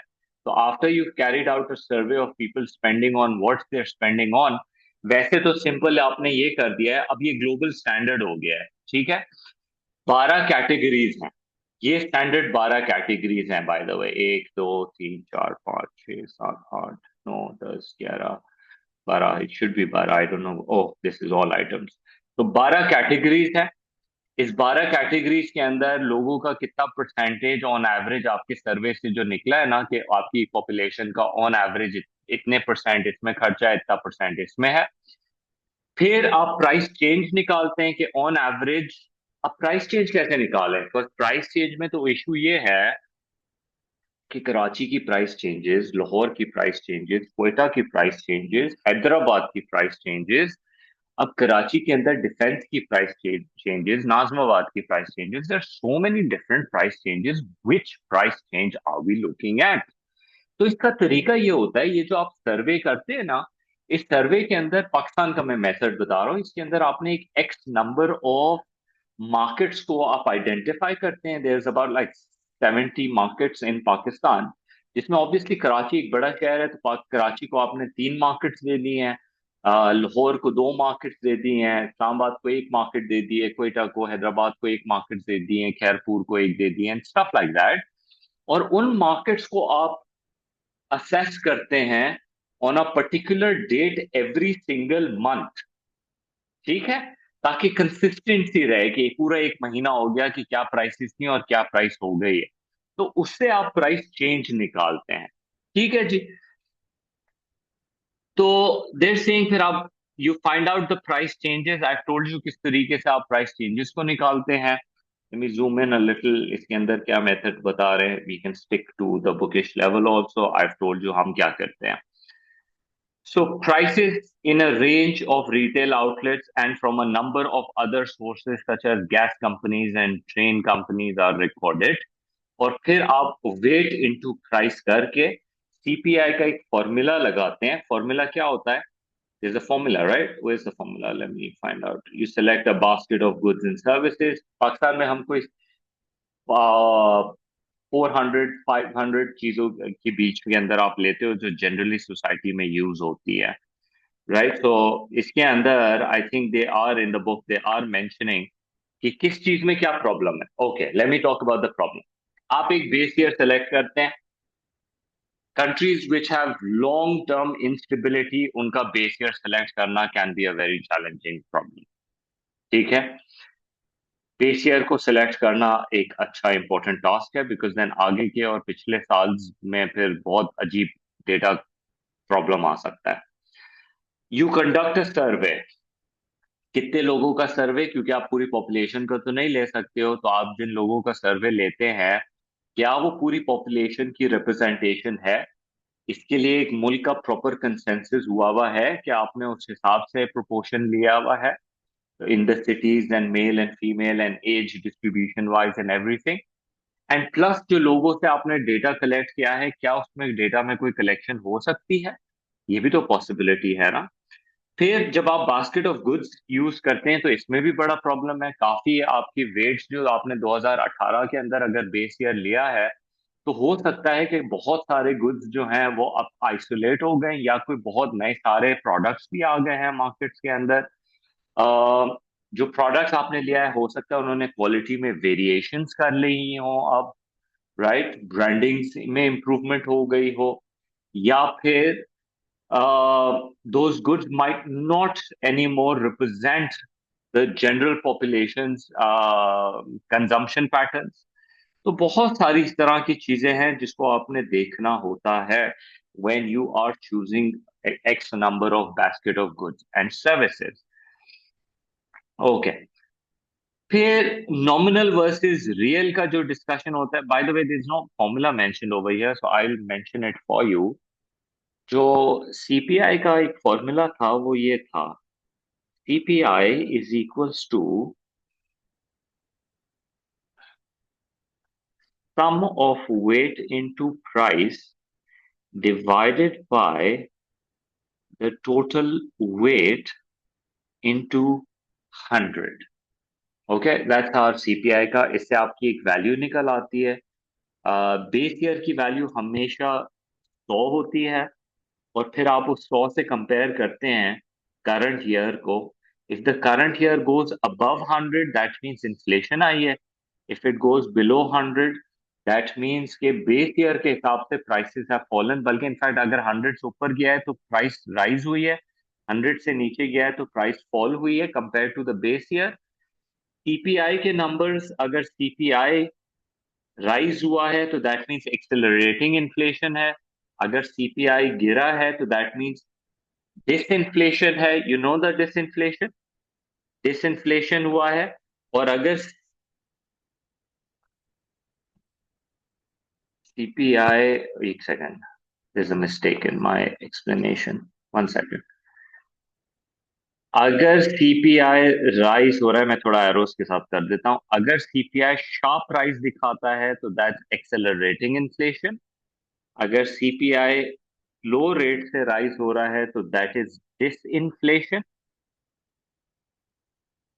और अगर सीपीआई में डाउनवर्ड ट्रजेक्टरी है, यानी सीपीआई के नंबर्स आर गोइंग डाउन, तो दैट मींस डिफ्लेशन। कुछ इस तरह से होता है। तो do take a look at it.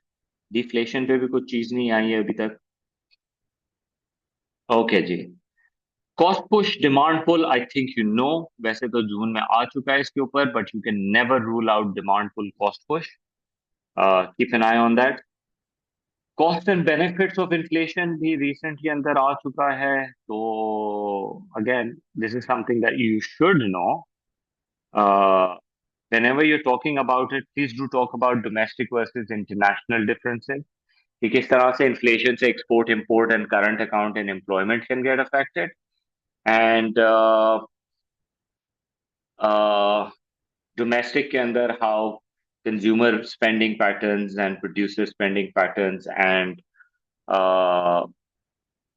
Menu cost, shoe leather cost, anticipated versus unanticipated, rapid versus mild, इस तरह के आपके डिस्कशंस हमेशा you should be ready to talk about those. I think बाकी डिफ्लेशन का तो आप नोट्स में से पढ़ लेना, there is not much in that. Now this is key right, macro के अंदर कहीं ना कहीं किसी तरीके से, because this is such an expensive topic in itself, कि macro economic objectives along with macroeconomic policy, that's the key thing. जब आप मैक्रो इकोनॉमिक ऑब्जेक्टिव्स की बात कर रहे हैं तो see over here learning intentions में they're just focusing on price stability, unemployment, economic growth. वो इंटरनेशनल के लिए इन्होंने छोड़ दिया कि आपके बैलेंस ऑफ पेमेंट को क्या होगा, फॉरेन एक्सचेंज को क्या होगा, देव लेफ्ट दैट फॉर यू। उस पर बाद में आते हैं।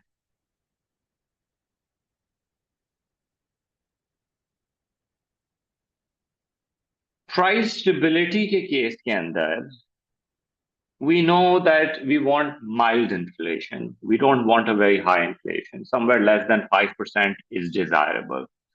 It's not bad. People do get higher wages. 5%, 10% increment milta hai. They can afford the goods. Producers will like it because unke profit margins badhenge. They will have incentive. Mild inflation is desirable.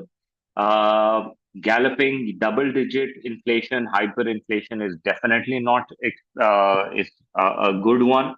It's harmful, right? फिर उसके बाद लो unemployment के अंदर having a low proportion of the labor force unemployed, low unemployment होना भी अच्छा है। एक इतनी इन्फ्लेशन, इतनी अनएम्प्लॉयमेंट हमेशा होनी चाहिए that it is not inflationary. You understand this concept? इसको आप कहते हो the natural rate of unemployment या NAIRU, non-accelerating inflation rate of unemployment. What that means is Pakistan में let's say 5% is your natural rate. That means no matter what we do, we will have a 5% ka unemployment rate in the long run, because there's always people looking for better naukri, there is always seasonal problems, there's always structural problems. 5% people are always unemployed. If the government tries to reduce this unemployment by expansionary policies and causing the AD to increase, तो उससे क्या होगा कि unemployment rate गिरेगा 5 से 4, 4 से 3, right? It's going to fall. But obviously inflation is going to come in. But what's going to happen is in the long run, this will automatically, because inflation is going to kick in, people will ask for higher wages, and then the firms will not be able to afford them, and they're going to start firing, and cost push inflation from wage spiral will come, and unemployment will go back to its original level. So we don't want an extensive unemployment. We want to make sure that government is always equipped and ready with policies to fix that problem. ठीक है कि किस हद तक they should. फिर economic growth sustainable होना चाहिए। Let's come to this for a second. Fiscal policy अपने एंड पे देख लेना। I am telling you, fiscal policy के अंदर जो मेन चीजें जो एक नई चीजें थी जिसके ऊपर क्वेश्चन मैंने रिसेंट के अंदर, I have spoken about this because I feel indirect taxes is still in play for this year, right? That's my opinion. जहां तक बजट्स की बात हुई है, बजट्स के ऊपर पूरा क्वेश्चन आ चुका है, बड़ा एक्सटेंसिव 12 मार्क का क्वेश्चन अक्टूबर में आ चुका है। रीजन फॉर टैक्सेशन भी बहुत रिपीट हो चुका है। वन थिंग आई थिंक इसके ऊपर कोई क्वेश्चन अभी तक नहीं बना हुआ है कि करंट और कैपिटल गवर्नमेंट स्पेंडिंग में क्या फर्क है, बट देन ये पूरा फिस्कल पॉलिसी की डोमेन में आ जाता है। फिस्कल पॉलिसी मेरी नजर के अंदर तो कम चांसेस हैं कि कुछ स्पेसिफिक इस पे बन जाए, right? But I would still, for this last bit, I would prep because there's so many things कि मैं तुमसे ये भी पूछ सकता हूँ कि फिस्कल पॉलिसी आपके करंट अकाउंट को कैसे अफेक्ट कर सकती है, if that question hasn't come as yet. Let me check हमारे वेरिएंट में आया है कि नहीं आया है अभी तक इस तरह का कोई क्वेश्चन।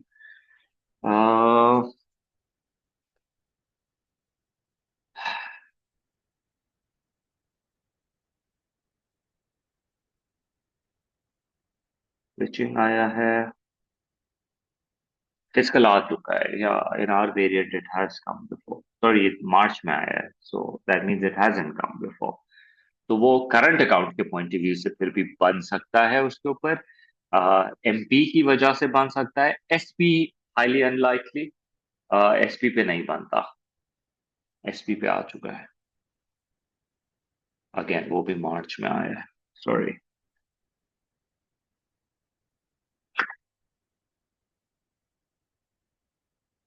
तो एसपी प्रोटेक्शनिज्म पे आ चुका है। हम्म, बढ़िया। पास्ट क्वेश्चंस के अंदर तो आ चुके हैं ऑलमोस्ट, हर पॉलिसी का किसी ना किसी के साथ आ चुका है, मेरे ख्याल में सिर्फ एक मॉनेटरी के साथ शायद नहीं आया है, कि मॉनेटरी किस तरह से करंट अकाउंट और उसको अफेक्ट कर सकती है। बाकी फिस्कल और मॉनेटरी का तो दोनों का आ चुका है, that I am sure of in other variants. Okay जी। तो remember fiscal policy, how it affects, and fiscal policy की limitations, you must know how to talk about them. ये बजट सरप्लस डेफिसिट और बैलेंस बजट के ऊपर मैं question करा चुका हूँ, रीसेंट पास्ट पेपर्स में जाके देख सकते हो, अक्टूबर 22 वेरिएंट, अक्टूबर 24 अक्टूबर, अक्टूबर 24 वेरिएंट 22 के अंदर मैंने ये क्वेश्चन कराया है बैलेंस बजट के ऊपर। You can take a look at this. Indirect versus direct and tax collection के ऊपर आ चुका है question again, so highly unlikely कि इसके ऊपर आ सके। This question was about, there was a question which was about indirect taxes versus direct taxes, कौन सा बेहतर तरीका है गवर्नमेंट का रेवेन्यू जनरेट करने के लिए। तो you want to talk about indirect taxes के क्या फायदे हैं, आपका टैक्स बेस बढ़ जाता है, it is easy to apply on certain goods and services, right. लेकिन ऑन द अदर हैंड जो इनडायरेक्ट, सॉरी जो डायरेक्ट टैक्सेस हैं वो उसके अंदर इवेजन का मसला बहुत ज्यादा हो जाता है। लोग टैक्स अवॉइड करते हैं, टैक्स छुपा लेते हैं, पे नहीं करते हैं। लेकिन अच्छी बात यह है कि वो प्रोग्रेसिव है in nature, indirect taxes regressive है इन नेचर। तो दोनों साइड्स की आपने आर्ग्यूमेंट करनी थी उसके अंदर 3 मार्क के लिए। तो आई थिंक ये क्वेश्चन वैसे तो बन चुका है। प्रोग्रेसिव रिग्रेसिव की जहां तक बात है, अम,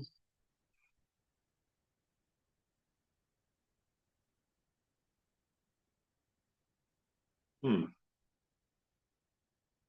प्रोग्रेसिव रिग्रेसिव का डिस्कशन बीच में तो आ जाता है यही टैक्सेशन के थ्रू, बट स्पेसिफिकली कोई इसके ऊपर कोई क्वेश्चन एज सच डिस्कशन का है नहीं। A R T M R T, this is all dealt with, this is all done, ये नहीं आना चाहिए। एक्सपेंशनरी फिस्कल मॉनेटरी पॉलिसी पे भी सवाल वैसे तो आ चुका है, ये क्वेश्चन आया था फिस्कल पॉलिसी के ऊपर, एक दफा आप देख सकते हैं, fiscal palace policy impact on AD, ये मार्च के अंदर आ चुका है। तो एग्जैक्टली वैसा क्वेश्चन आने के कम चांसेस हैं। अक्टूबर 24 के अंदर फिस्कल पॉलिसी का एक्सपेंशनरी के पॉइंट ऑफ व्यू से, एक्सपेंशनरी एंड कॉन्ट्रैक्शनरी के पॉइंट ऑफ व्यू से 12 मार्क का क्वेश्चन बन चुका है। तो यही सारी चीजें मॉनेटरी पॉलिसी के हिसाब से, please make sure that you know कि मॉनेटरी पॉलिसी क्या होती है। मॉनेटरी पॉलिसी होती है जिसमें मनी सप्लाई और interest.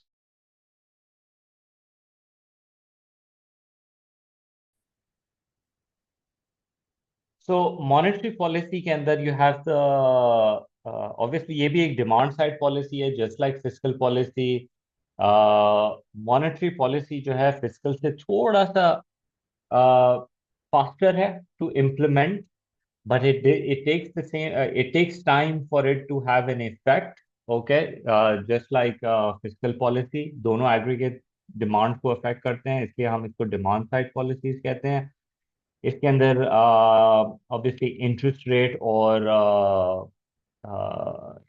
Money supply is included in it, and credit regulation की भी ऑल्सो हम बात करते हैं। तो interest rate obviously is a cost of borrowing, right. तो आप इंटरेस्ट रेट बढ़ाते हैं तो हम अज्यूम करते हैं कि बोरोइंग कम हो जाएगी, और इंटरेस्ट रेट कम करेंगे तो बोरोइंग ज्यादा हो जाएगी, उससे सी और आई के अंदर और फिर इवेंचुअली एडी में इम्पैक्ट आएगा। मनी सप्लाई बढ़ाने से ज्यादा क्रेडिट अवेलेबल होगा तो बोरोइंग वगैरह ज्यादा हो सकती है। इफ यू नोटिस यहाँ पे इन्होंने एक्सचेंज रेट को भी डाला हुआ है as part of monetary policy, क्योंकि sometimes exchange rate can also be manipulated by the central bank, like revalue devalue. और फिर एक क्रेडिट रेगुलेशन का भी एक इम्पैक्ट होता है कि किस तरह से यू आर अलाउड और not allowed as commercial bank, कि आप कितना हिस्सा अपना पैसे का जो लोगों के डिपॉजिट्स हैं उसको लोन आउट कर सकते हैं कि नहीं कर सकते हैं। तो again sort of like has an impact with the money supply availability के ऊपर। किस तरह से एडीएस को वो राइट और लेफ्ट शिफ्ट करके इकोनॉमी को कंट्रोल कर सकते हैं आप, वही एडीएस के डायग्राम्स आप बनाते हैं इसकी बेसिस के ऊपर। और एल और एस के डायग्राम के हिसाब से इट वुड डिपेंड ऑन कि आपके मैक्रो इकोनॉमिक ऑब्जेक्टिव्स पे कितना इम्पैक्ट आ रहा है इसका। ये बेहतर है कि फिस्कल पॉलिसी बेहतर है, उसके ऊपर आपने डिस्कशन करना होता है। इसके कुछ पॉइंट्स हैं जो आपको याद रखने हैं। The edge it monetary policy has on the fiscal is that it's quicker to implement, okay, but it is not targeted. It allows the economy to self-correct itself. For example, fiscal policy में आप tax in लोगों पे लगाते हैं और खुद decide करते हैं कि हमने स्पेंडिंग कहाँ करनी है। मॉनेटरी पॉलिसी के अंदर आप सेक्टर्स को नहीं बताते हैं कि आपने कहाँ स्पेंडिंग करनी है, आप सिर्फ इंटरेस्ट रेट को एडजस्ट करते हैं, and then automatically the economy decide कि कौन से सेक्टर्स में बोरोइंग होगी और कौन से में नहीं होगी। तो that's one good beauty of it, that it allows the market to still makes decision on its own, it can not be controlled as such. ठीक है, बट इट टेक्स टाइम, ये इसका एक प्रॉब्लम है। इट कैन बी इन्फ्लेशनरी, ये इसका एक problem है। People might not respond to the interest rate changes the way you were thinking, ये एक इसका प्रॉब्लम है, राइट। तो ये कुछ इश्यूज होते हैं जिसकी हम बात कर सकते हैं। सप्लाई साइड पॉलिसी वैसे तो it's an always evergreen policy that they would test out. तो मुझे लगता है कि इस बार कुछ ज्यादा ही हो गया है, they've been testing it for the last two papers. But I always said कि देखें, अगर वो मॉनेटरी पॉलिसी का भी बोल देते हैं कि क्या monetary policy is the best way to do something, तो फिर आपको सप्लाई साइड की बात तो करनी ही है। ठीक, तो एक काउंटर के लिए इन तीन में से कोई दो दो पॉलिसीज, एक सप्लाई और एक फिस्कल या मॉनेटरी में से एक आपको जरूर आनी चाहिए। सप्लाई साइड पॉलिसी के अंदर till to date we are seeing that people are not talking about the main policies in hand. When I'm reading your answer or when the examiner is reading your answer, these three should be your top priority policies, supply side policy के अंदर। फिर आप बाद में जिसको भी बात करना चाहें आप कर लें, बट फर्स्ट थ्री ये होनी चाहिए। सप्लाई साइड पॉलिसी में एक है एजुकेशन एंड ट्रेनिंग, दूसरा है इंफ्रास्ट्रक्चर की डेवलपमेंट और तीसरा है टेक्नोलॉजिकल इंप्रूवमेंट। ये तीनों आपकी पोटेंशियल को इंक्रीज करता है। ठीक है, अगर देखा जाए अनएम्प्लॉयमेंट के पॉइंट ऑफ व्यू से इस पे क्वेश्चन आ गया है तो आई डोंट थिंक उसको दोबारा आना चाहिए। अदर पॉलिसीज ज्यादातर बच्चे अदर पॉलिसीज के अंदर कॉर्पोरेट टैक्स इनकम टैक्स की बात जरूर कर लेते हैं। I am not saying it's wrong, I am saying there are priorities over the other ones before these. ऐसे तो प्राइवेटाइजेशन भी बहुत इंपॉर्टेंट है और ट्रेड यूनियन भी बहुत इंपॉर्टेंट है from the productive capacities point of view. तो सप्लाई साइड को मैं इतना ज्यादा इस साल इम्पोर्टेंस नहीं दूंगा। इफेक्टिवनेस के अंदर लॉन्ग रन का इशू है, कॉस्ट का इशू है, अपॉर्चुनिटी कॉस्ट का इशू है। जो आप सप्लाई साइड पॉलिसीज इंप्लीमेंट कर रहे हैं, क्या एक्चुअल में डिमांड उसको फॉलो थ्रू कर रहा है कि नहीं कर रहा, दैट इज कम्प्लीटली मिसिंग। अच्छा, एब्सोल्यूट और comparative, I had a feeling कि यार इस पे कुछ ना कुछ तो बनना चाहिए, बट देन एब्सोल्यूट कंपैरेटिव के ऊपर जो है लास्ट ईयर जून में हमारे ही वेरिएंट में तो आ चुका है। तो उस पॉइंट ऑफ व्यू से एब्सोल्यूट कंपैरेटिव थोड़ा सा कम वो हो जाता है, स्पेशलाइजेशन फ्री ट्रेड कम है, टर्म्स ऑफ ट्रेड नहीं आना चाहिए इस साल। तो जहाँ तक इसकी बात है मुझे लगता है कि एब्सोल्यूट कंपैरेटिव पे तो नहीं बन सकता, लेकिन अगर इसके अंदर कोई उन्होंने गड़बड़ डालनी है तो it's the trading possibility curve के ऊपर अगर कोई एलिमेंट आ जाए ना, दैट इज द गड़बड़ वाला part. I don't know how well you know that, but अगर इसके ऊपर आ जाता है ट्रेडिंग पॉसिबिलिटी के ऊपर, तो देन एब्सोल्यूट कंपैरेटिव भी तुमको आना चाहिए. I hope you know what the trading possibility curve is. I've done lectures on that. It's uploaded also. Uh, Questions on top of my mind. I can't think of any questions because even in let me check if I can suggest a few. Unit 6 पे है ना?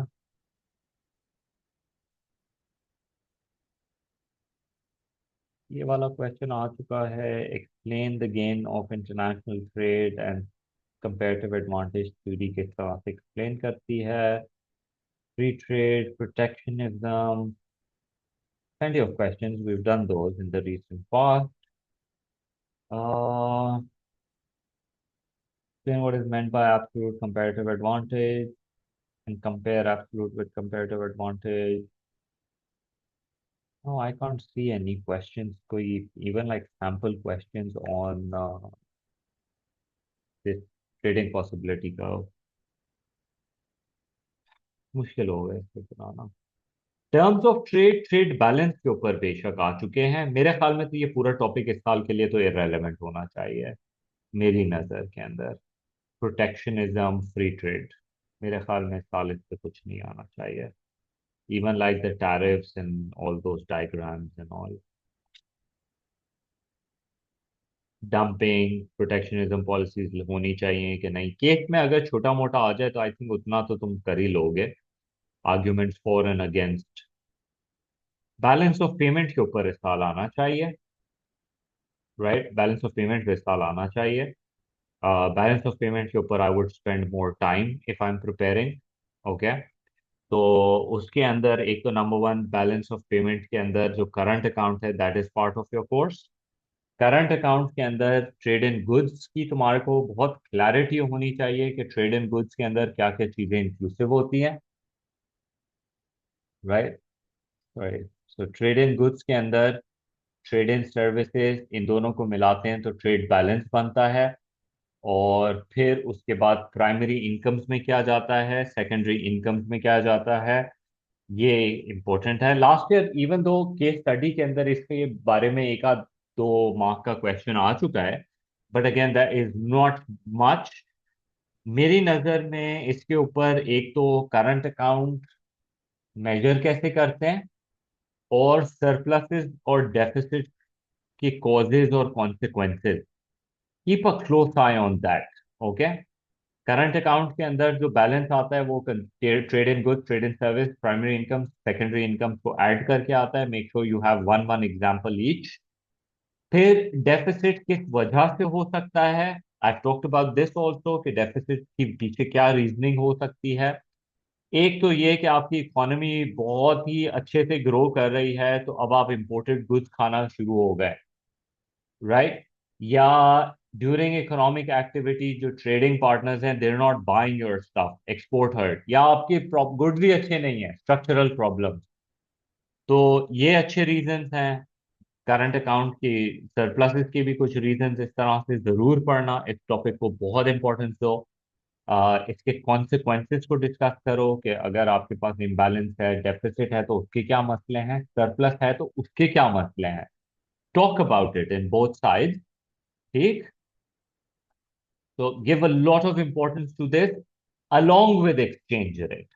ये दोनों इस साल मेरी नजर के अंदर द करंट अकाउंट का टॉपिक एंड एक्सचेंज रेट का जो टॉपिक है मेरी नजर के अंदर it's an important one for this year.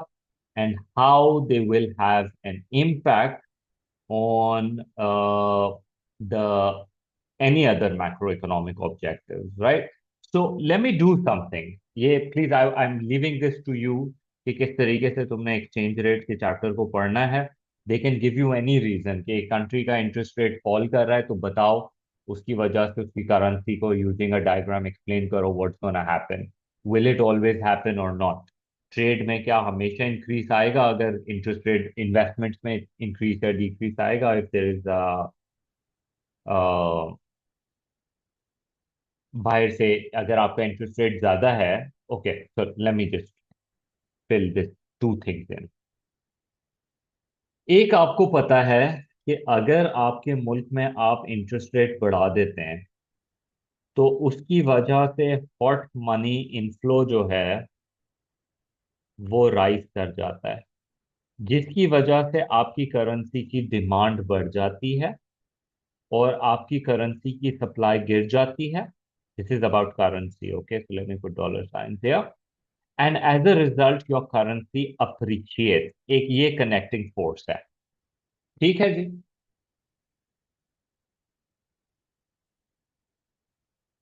Yes, current account surplus consequences, even deficit के कॉन्सिक्वेंसेज, इम्बैलेंस के कॉन्सिक्वेंसेज, लेट्स कॉल इट। तो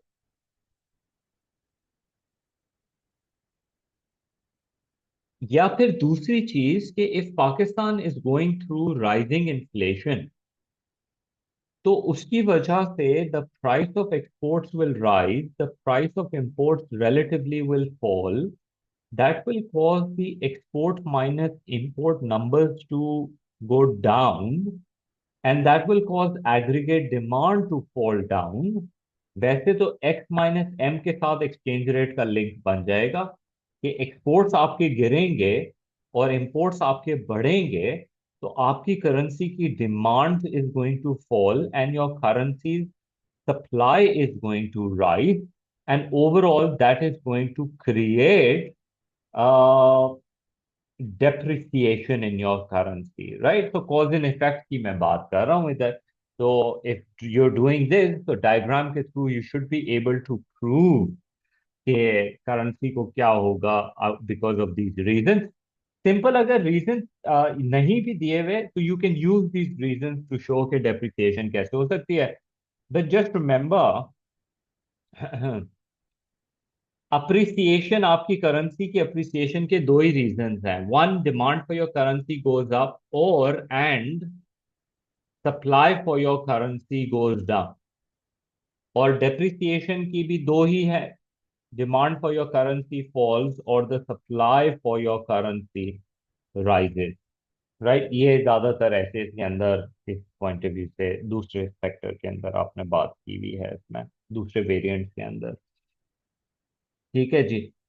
Now, when we talk about policies, I want to talk about policies. I want to spend some time on these policies. Okay. This is something that I've done in the past with you guys, so it might be a repetition for some of you. From the discussion's point of view, आपके पास from macroeconomic objectives point of view, yeah, let's say policies point of view, you have the monetary policy, you have the fiscal policy, you have the supply side policy, you have the exchange rate policy, and you have the protectionist policy। पांच policies हैं। You need to have absolute clarity what each policy entails: money supply, interest rate,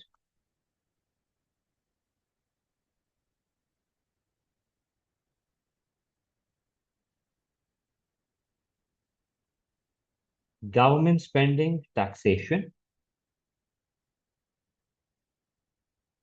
ये अभी हमने बात की है, investments in education, training, infrastructure, technology. Exchange rate के अंदर it is the strengthening of the currency and the weakening of the currency, क्योंकि हम floating exchange rate is part of your course and devalue and revalue is not part of your course। तो अब अगर आप किसी तरह से अपनी करेंसी को डेप्रिशिएट कर दें या अप्रिशिएट कर दें, फ्लोटिंग में भी से कि गवर्नमेंट इंटरवेंशन होना नहीं चाहिए। एंड प्रोटेक्शनिज्म के अंदर we are talking about all the barriers that we have, trade barriers ना। इसके अंदर आपका टैरिफ, कोटास, ड्यूटीज, ये सारी चीजें आ जाती हैं। अब दूसरे एंड के ऊपर you have some macro economic objectives. Now, what are those objectives? We just talked about three. Let me list down all five. So, from the macro objectives point of view,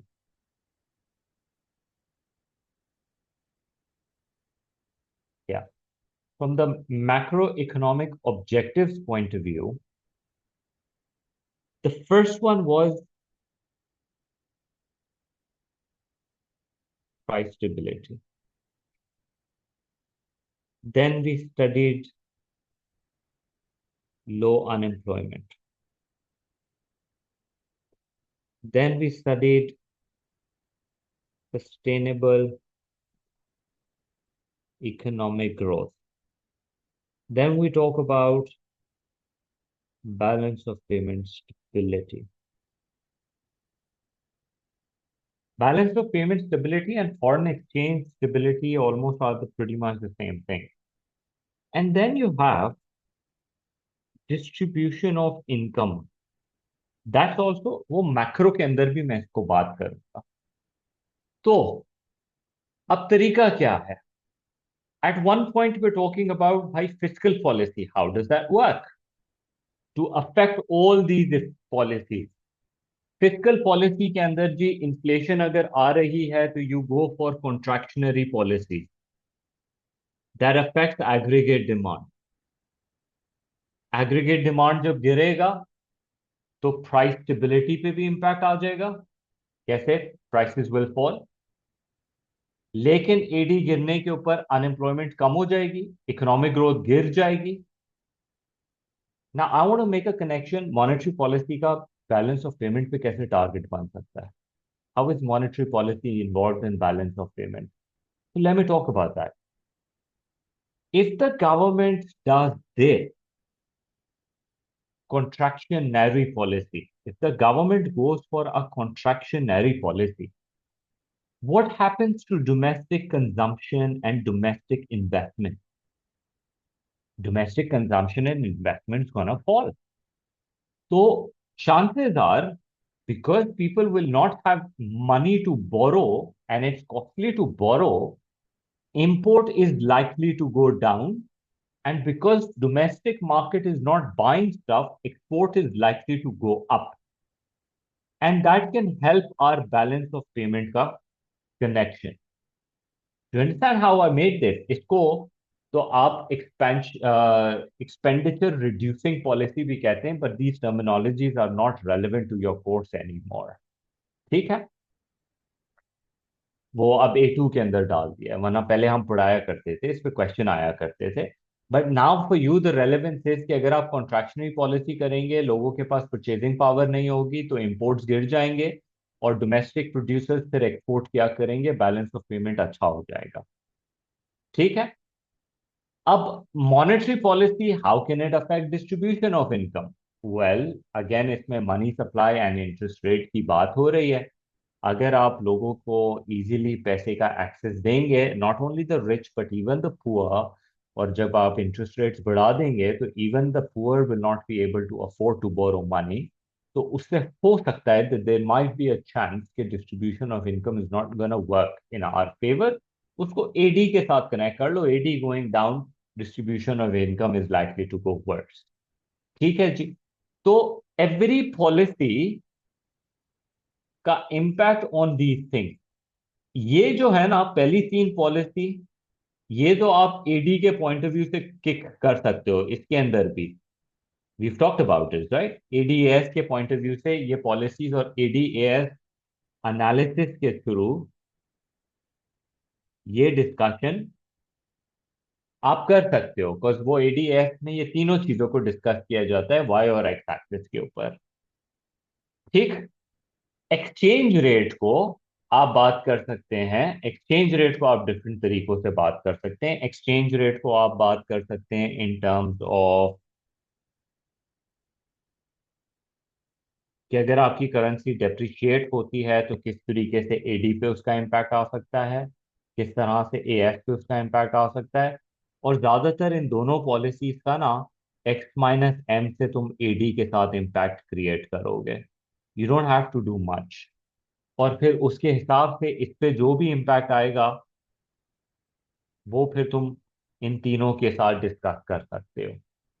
I am assuming that you know this stuff by now कि ADS को किस तरह से तुम depreciation appreciation से, while appreciation और depreciation से price of export and price of import के थ्रू आप इसको टॉप बात करोगे। ठीक है जी।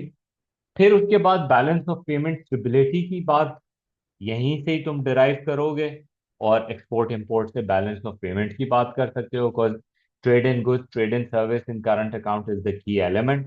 तो वहां से उसका कनेक्शन बन जाता है।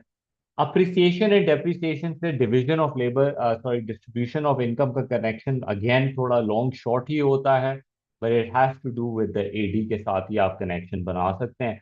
कि फॉर एग्जांपल अगर डेप्रिसिएशन हो रही है और बाहर से रॉ मटेरियल जो है वो महंगा आ रहा है, डोमेस्टिक इकोनॉमी में प्राइसेस ऊपर जा रही हैं कॉस्ट पुश इन्फ्लेशन की वजह से, तो फिर डिस्ट्रीब्यूशन ऑफ इनकम में प्रॉब्लम आ सकता है, गरीब लोगों की अफोर्डेबिलिटी में प्रॉब्लम आ सकता है, sort of from that point of view. ठीक है। जहां तक प्रोटेक्शनिस्ट की पॉलिसीज की बात है, अगेन प्रोटेक्शनिस्ट की पॉलिसी का इन तीन के ऊपर इम्पैक्ट लाना है, तो that will B talked about through tariffs और एक्सपोर्ट्स एंड इंपोर्ट को। ये पॉलिसी तो डायरेक्टली एक्स माइनस एम को इम्पैक्ट करती है, तो अगर तुम उसको एडी से कनेक्शन बना लो तो ये तीन पॉलिसी डिस्कस हो सकती हैं, राइट। और बाकी बैलेंस ऑफ पेमेंट स्टेबिलिटी के साथ तो ये डायरेक्टली इफेक्ट होगा टैरिफ कोटास का इम्पैक्ट। डिस्ट्रीब्यूशन के साथ again it's a very difficult thing to make the connection with, पर ये तुम्हारे को कनेक्शंस आने चाहिए एट ऑल टाइम्स। ये तो जनरली इन लाइफ लाइफ के led to know this stuff. ठीक। तो मेरी नजर के अंदर this is how it is. Again I am not gonna specifically tell question, but I have emphasized on a few specific topic. Macro के अंदर I have talked about, मेरी नजर के अंदर करंट अकाउंट का पूरा टॉपिक एंड एक्सचेंज रेट का topic. Current account के अंदर भी how to measure the current account and the imbalances पे मेरा फोकस ज़्यादा रहेगा। और एक्सचेंज रेट का मेरी नज़र के अंदर एक्सचेंज रेट का विद पॉलिसी कनेक्शन बन सकता है, या एक्सचेंज रेट किस तरह से इंक्रीज और डिक्रीज होती है यूजिंग एग्जाम्पल, ये हो सकता है। और एक पहला चैप्टर जो मैंने कहा नेशनल इनकम स्टेटिस्टिक्स, उस पर कभी नहीं आया, सरप्राइज टॉपिक के लिए वो फैंटास्टिक टॉपिक है। और एडीएएस तुमको हमेशा आना चाहिए, वो हर किसी के साथ ब्लेंड हो जाता है। एडीएएस डायग्राम बनाना आना चाहिए उसका। ठीक है। From micros point of view I said basic economic problem factors of production, surprise topic के लिए एक factors of production and specialisation. और पीईएस को मैं हमेशा पढ़ लेता हूँ, यू नेवर नो उसका क्या सीन हो सकता है।